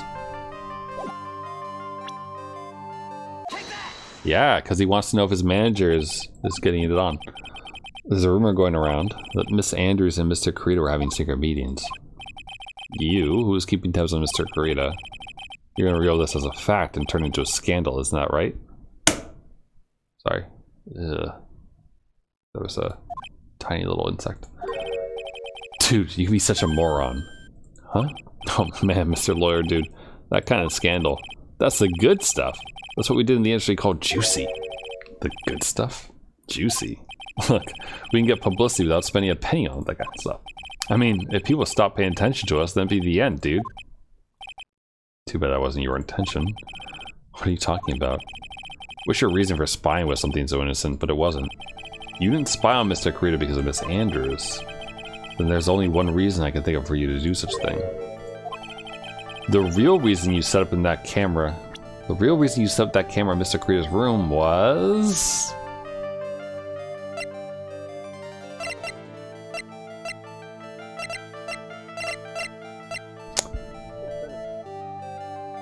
Do you think it was to, like, verify that Shelly had killed him?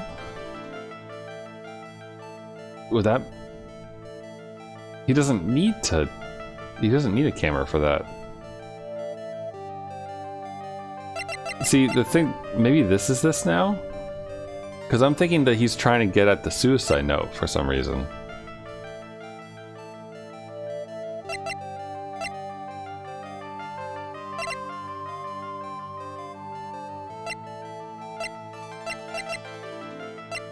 But if we assume that he hired the killer, then maybe he was verifying that the picture card was coming through?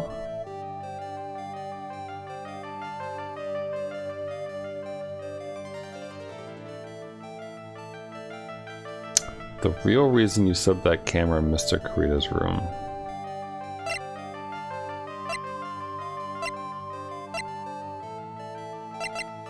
Every day at 8.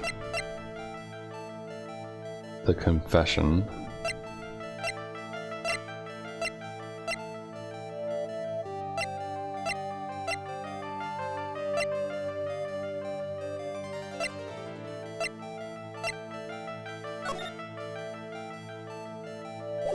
I mean, I feel like it must have to do with Celeste, right? But would he need to record that? Like, as if Kurita was just gonna carry around the suicide note and like pull it out and be like, oh, look at this in front of a camera? That seems a little bit far-fetched. But if he ordered the hit, then we would get that.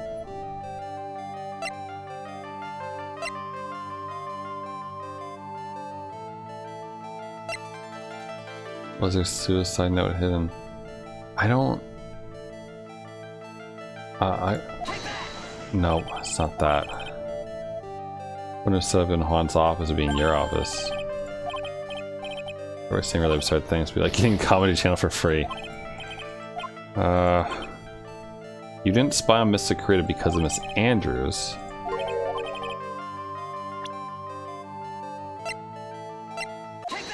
Oh, it is the card. What's this card? Maybe he doesn't know what the card. This is a certain man's calling card. The man's name is Shelly De Killer. Sure you know of him, don't you? Shelly De Killer. That's ridiculous. How would I know some shady scumbag like him? If you really don't know him, then why are you acting so jumpy all of a sudden? So I'm finally starting to get to the truth. Can't afford to making more mistakes now. Mr. Medengard. I know why you know Mr. De Killer. It's because you're a hero of justice, you're his client, you're a star.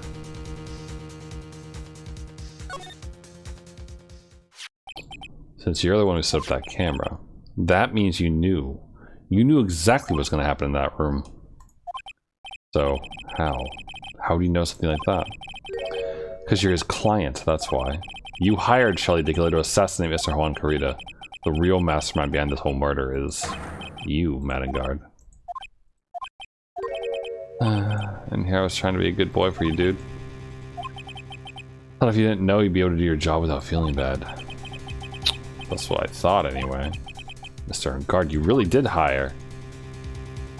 Hold on a sec. I'm gonna consult myself, okay? Consult myself? Huh, guess it's probably about time anyway. Well, time for what? I think it's time for you to meet him now, Mr. Lawyer, dude. Whoa. How do you do, Mr. Lawyer? I'm Medengard. Whoa, he's suddenly evil as fuck.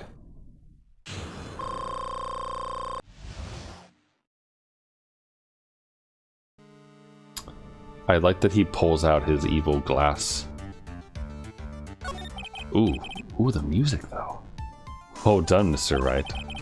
But it wasn't easy to gather as much information as you have. You really... So you're Shelly De Killer's client? You really didn't think I would dirty my own hands in this, did you? What do you mean? That woman. Adrian was quite brave herself, trying to stick the crime on me. I didn't think she had it in her. But all I care about is that Juan is dead. Isn't that right, Mr. Lawyer?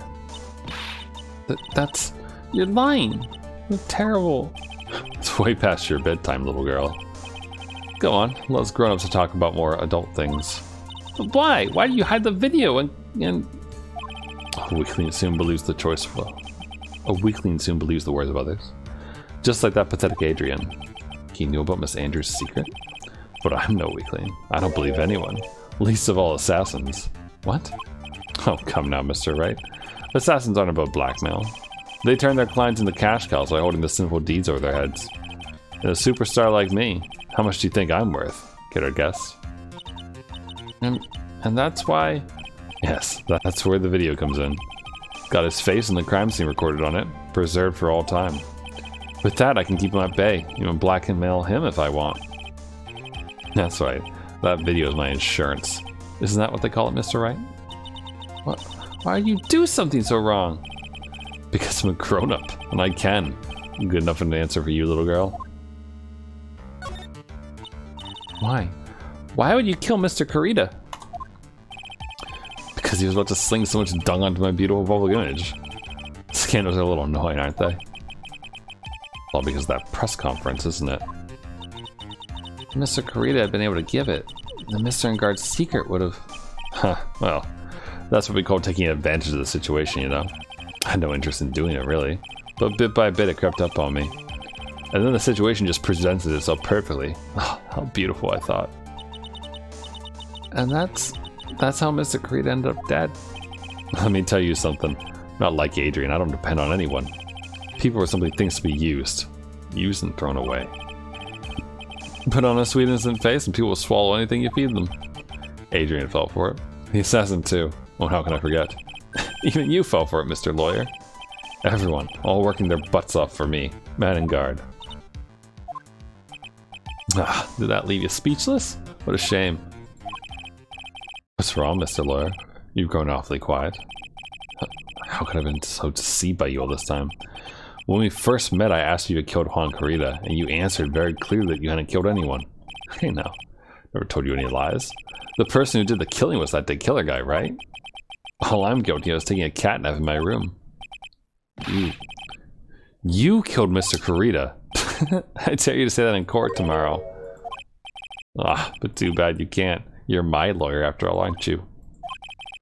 You just dropped my case and refused to represent me. How's that sound? Oh, but you can't, can you? That'd be the one thing you absolutely can't do. Mystic Maya. You wouldn't want to test De Killer. He's a man of his word, or so I hear. You could end up getting a certain friend of yours rubbed out if you lose. You scoundrel. So if I were you, Mr. Wright, Esquire, I think I'd give it all my all tomorrow. Remember, everyone likes a happy win-win resolution. I'll get you for this. That's such a cliched phrase. Juan said something just like that, if memory serves. Of course, well, we all know how well things turned out for him, don't we? Good night, Mr. Lawyer. Maya, what am I supposed to do? Now, you finally found it. Oh, Edgeworth. The starting line of this case. Edgeworth. I don't care for the horde atmosphere here. Let's return to the precinct. Okay, but I have to talk to Andrews, though. Well, alright. What are you gonna do? Plan on changing your strategy? No, we can't do that. That's right, he's holding Maya hostage. What should we do? That's not something I can answer for you. Mr. Edgeworth. Right. Only you can decide where to go from here. 1 year ago at that time, I didn't truly understand what a prosecutor was. That's why I had to leave the prosecutor's office.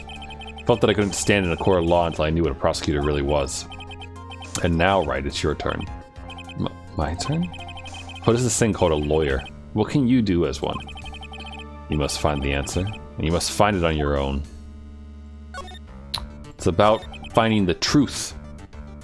I'm a lawyer. But to fight for someone who's clearly a killer. And a guard. That man is really... Doesn't matter who. Every person deserves a proper defense and a fair trial. Isn't that the basis of our judicial system? Proper defense. But what exactly is that? So where a lawyer forcibly and blindly gets an acquittal through shouting and trickery? Ironic that you, of all people, should say such a thing. Isn't that exactly how you fought for your clients up until now? Well, that may be true, but that's because I believe my clients to be innocent from the bottom of their heart. My heart. But if I were to get en garde an acquittal, that isn't a proper defense at all. I became a lawyer because I thought I could save people who were suffering and in pain. But well, look at this mess we're in. Can't even protect the person closest to me. Even if I win the case, I'll still lose in the end. I just don't know what to do. Right. Get a hold of yourself. You have it all wrong. We aren't some sort of heroes. We're only human, you and I. You want to save someone. That's something easier said than done, wouldn't you say? You are a defense attorney. You can't run away from that. You can only fight. That's all you can do. People like you and Franziska von Kammer are always using all you have to pin me down. You fight to the very end even when you know the truth's not with you. But I'm not like you. I can't fight for a false verdict. For a man I clearly know to be guilty. Franziska. She fights for herself. The only thing she fights for is her perfect win record. That's all. And? Isn't that the same as you? Isn't that why you ran away a year ago? Because your precious win record was destroyed? You're so petty. I see. Now I understand why you despise me so. However, you are mistaken. What do you... Thanks to you, when you sealed off my path to a perfect win record, I began to realize the error of my ways. I realized that things such as perfect records were meaningless. What? I don't believe you. Are you saying that is why you left the prosecutor's office? But then why? Why are you here now? And the answer to that is something you'll find out on your own. I have faith you'll see it before the verdict's read tomorrow. But if you can't, I'll be powerless to change the ending of the story. Mr. Nick, the transceiver. I'm sorry for what happened earlier. Now then, Mr. Attorney, do you wager you can obtain an acquittal tomorrow? My. What's the matter, Mr. Attorney? I don't sense your usual anger this time. Tell me, please. Why are you holding Maya hostage for Mr. Engard's sake? Why are you doing this for that cold-blooded killer? Right? Please don't misunderstand things. He is my client. Don't toy with me. A man who hires an assassin is just as much of a killer himself. I believe you were asking me for a reason as to why I'm doing what I am. Yeah. This is what I like to call my aftercare. What the heck is aftercare? My name carries a certain amount of honor and dignity, Mr. Attorney. I take great care to ensure that no suspicion falls upon my clients for my handiwork. That is what is called client relations. It's part of an assassin's duty. An assassin's duty? We were unlucky this time. My client was arrested as a suspect. As a result, I did what I had to do to enlist your expert help, Mr. Attorney, and to ensure that you would do everything in your power to the very end. What is your name? I believe I told you once before, however. You did, but... My name is De Killer. Shelly De Killer. You're Shelly De Killer? Please keep in mind you do not have much space to maneuver with me. As a De Killer, I always finish what I set out to do. If you fail to keep up your end of the bargain, Maya, it'd be my duty as an assassin to see to it that she receives a nice long map. No! Now then, if you'll excuse me. If someone were to trace the signal back to me, it would be quite troublesome. Cat. Miss Maya. I don't know what to say. Edgeworth. Did you hear that at the end of the transmission? Huh? Oh, that sounded like a cat. Cat? Can't be that cat, can it? What is it? I think I know where Shelly De Killer is holding Maya hostage. Edgeworth. Have a police units head for Engard Mansion immediately. Alright, you hurry over as well then. Don't lose hope yet, Pearls. The fight has just begun. Yeah.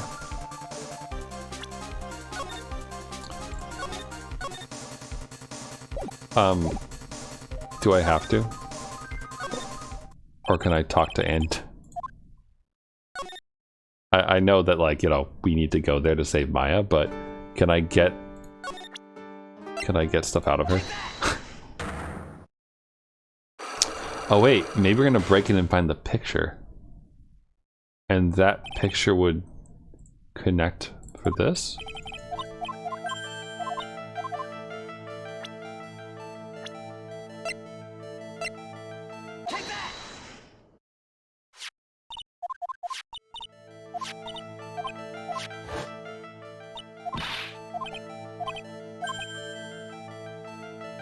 Some relation with some Blackstar Suicide. Okay. Okay. I think we have to go to the house first. Because I bet you we're gonna bust open that door. And we're gonna find that picture, and then we can use that picture to do it.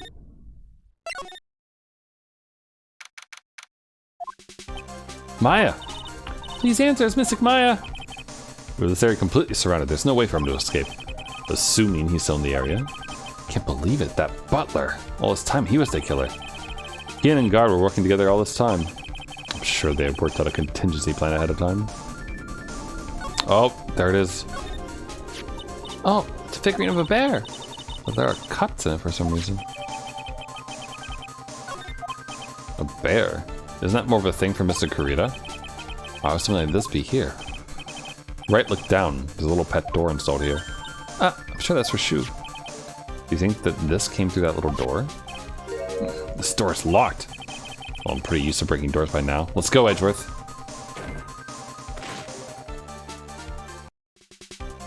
Oh, she's not here. There's no one here. Look at this room. I would say this is Enguarde's private lounge. Look at this, right? An antenna for sending and receiving radio signals to the VCR. Check inside the deck. There's a tape. It would be an important piece of evidence.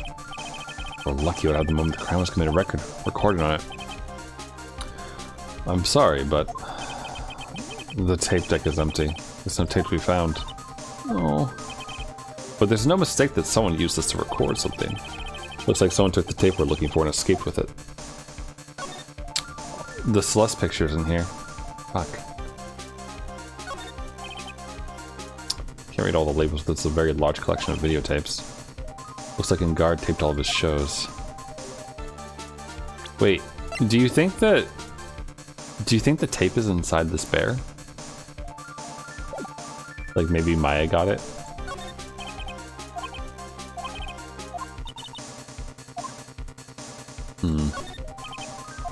Enguarde's computer.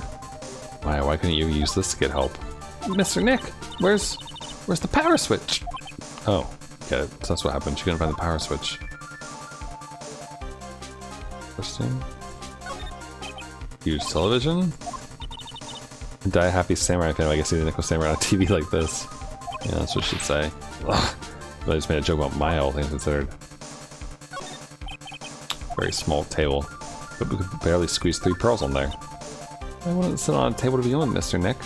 Also, where's Shu? A spacious sofa. Bet 10 pearls would fit on there. Well, I don't think 10 of me would fit, Mr. Nick. Little door for Shu in this big door. Sure, Maya used the door to shove this out there. I'm sure it was her. Every time you give me some piece of evidence, it's always the most crucial piece. This time too, I'm sure.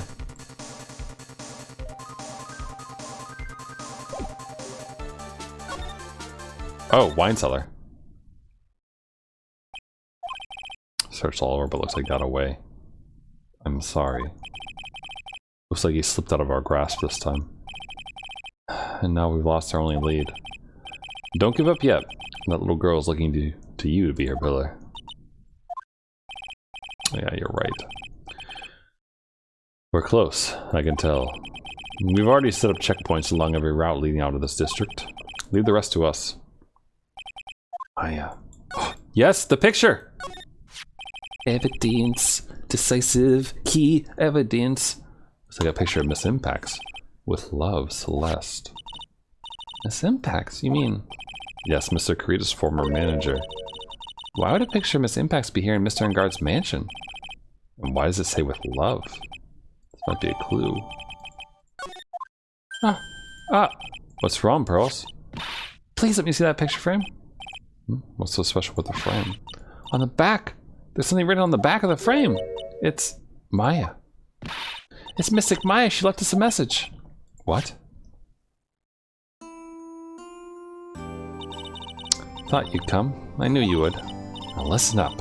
You'd better get Enguarde a guilty sentence, okay? If you get that creepy slime bag of not guilty, I'll never forgive you ever.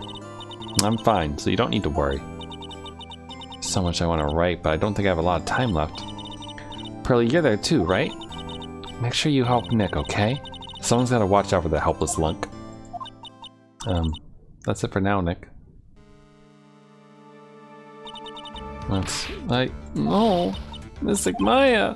Right. What's wrong? Why the blank stare? Oh, nothing. Search the house, and this is the last room. Looks like he eluded us. Edgeworth. Yes? As far as clues go, I think this is about all I'm gonna get. But I'm so short one last thing. And what is that?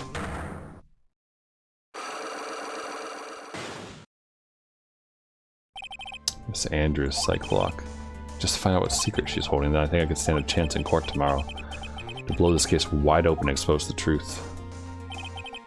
I think I know what you're thinking. I'll contact the detention center. Thanks, Sedgeworth. Well, let's go, Pearls. Time to open that last lock. Good evening, Mr. Wright. What's wrong? You look ill. Miss Andrews. Come to remove your psych lock. Psych lock? I want to know, and you'll tell me your secret. Fine, go ahead. Try to break me if you can. Oh, I will. Don't you worry, I will.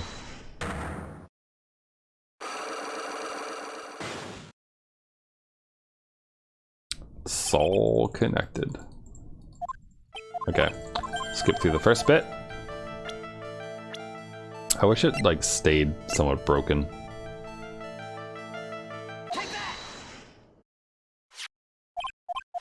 Okay. Okay, the relationship is this photo.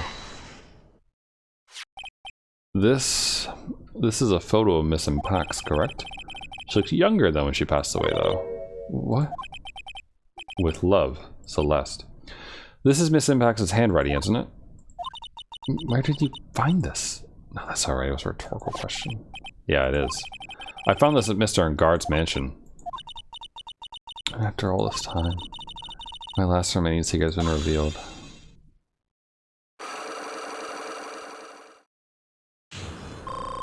There we go, full health. Why, Ray? Celeste, she was supposed to get married to Juan. Yes, but I heard that it didn't work out. Because Mr. Kurita didn't want to get married to her anymore, right? Yes, because of Matt. Because of Mr. Engard? What do you mean? I can see where this is going. Celeste, she was Matt's manager a long time ago. She was the happiest woman in the world at the time. I was working part-time back then, and I often saw the two of them together. So that's why, with love, Celeste is working from that picture. They were a couple, weren't they? It wasn't anything as special as that. Celeste was being used, toyed with until she was thrown away. That's so horrible. Matt's entire image is built around how nice and wonderful of a man he is. A scandal would have destroyed that. Which is why Celeste, in her kindness, moved over to Worldwide Studios. And that's where she met Juan. She seemed really happy with him. Even happier than when she was with Matt. Celeste and Juan were such a good match that they were even planning to get married. And then, it suddenly called off.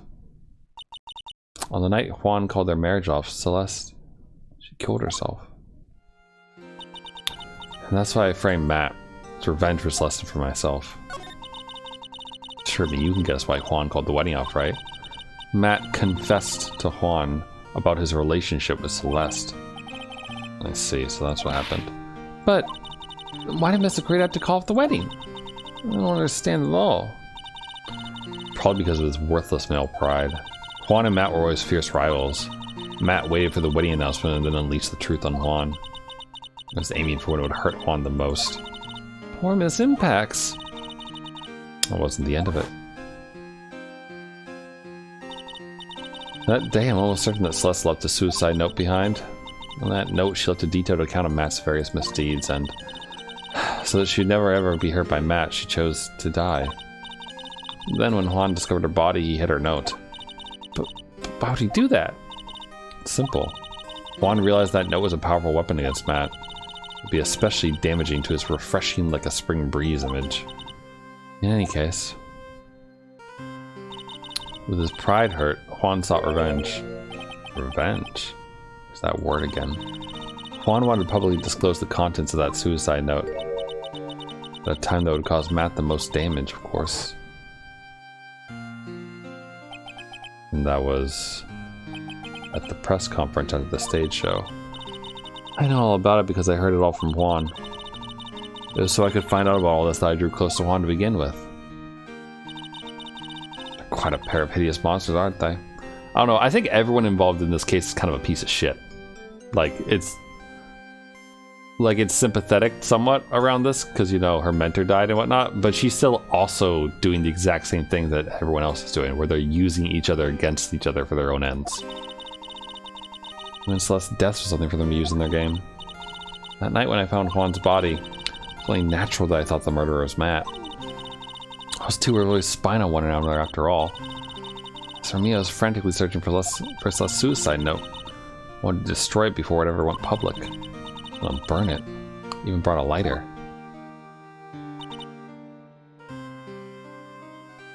Does she know that he's a piece of shit? She must, because she got close to Juan, right? And that she knew about his plan to expose him. So then she would know that Matt is not a good person. So why is she protecting him? Couldn't find the suicide note. That's when revenge crossed my mind. I was gonna bring them to my own kind of cruel revenge. Celeste was killed by those two monsters. So when I stabbed Juan's body with that knife, I didn't feel a single shred of guilt. And that's all I have to say. Oh, Mr. Wright? Even knowing all this, are you still going to help that man? I'm a lawyer. I see. What a foul profession. Thank you very much for your time and for talking with me. It was no big deal. Couldn't sleep anyway. Can't sleep either. Not with my situation with what I know now. So, are we going for a guilty verdict? In the trial?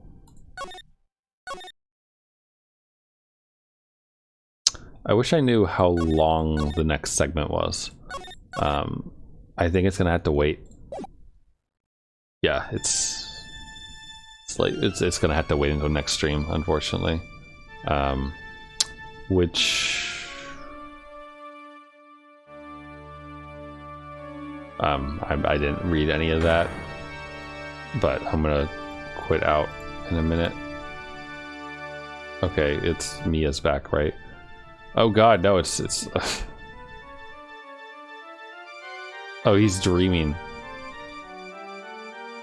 We'll watch this and then I'll quit out and we'll rewatch this.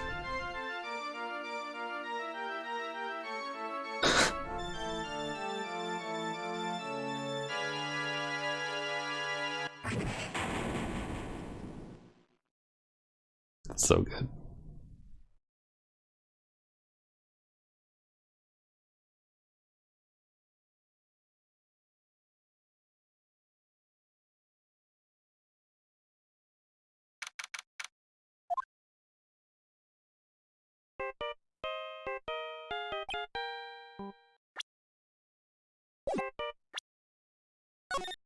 That was great. All right. So yeah, I was gonna say we'll pick this up again on Friday. So tomorrow I'm not playing trivia with my friends because I have a dentist appointment, and apparently, like, this happens every single time. It happens twice a year. I mentioned it's like I have a dentist appointment at 7, and people are like, "Dentists are open in the night?" It's like, yes, of course, dentists are open in the night. Like, not everyone takes time off from work to go to the dentist, so there are offices that are open until like 8 or 9 o'clock. Anyway, that's a long way of saying that I'll be at the dentist tomorrow night for like a little while. I'll probably still end up being back home around the same time as I would if I played trivia. Like, normally the dentist appointments take like an hour or so, and then like the walk to and from is 40 minutes. So I'll be back like sometime close to 9, probably. So it's either going to be streaming more Unmetal or this, because I really did enjoy Unmetal, even though I kind of got stuck at the end there. I like perused the Steam forums a little bit, and apparently the game's about 10 hours long, so we can probably do it in like a total of 3 sessions or so. And I also, there were some other people who were having similar issues as I was having with the elevator escape thing, but who's it, and the enemies. And apparently, if you shoot the 2 guards that I was having trouble with, and then heal them, and then shoot the next 2, you can apparently do it fast enough that the alarms don't sound, which is possibly good. So we'll try that. We'll try that. Whether it's tomorrow or we do more Ace Attorney tomorrow, because there can only be 1 more trial, I think. I don't think there's going to be more investigation. So it might make for a good post-dental stream where we only have like an hour's worth of stuff to go through. So we'll see how I feel tomorrow when I get back home. If I'm exhausted and want to just like zone my brain out and watch/play Unmetal, or talk for an hour and a half or however long it's going to take to do the rest of this. Either way, I'm going to stop talking now, at least, and I will see you all tomorrow. So take it easy. Have a good rest of your day, rest of the night, whatever time it is for you. And yeah, bye for now.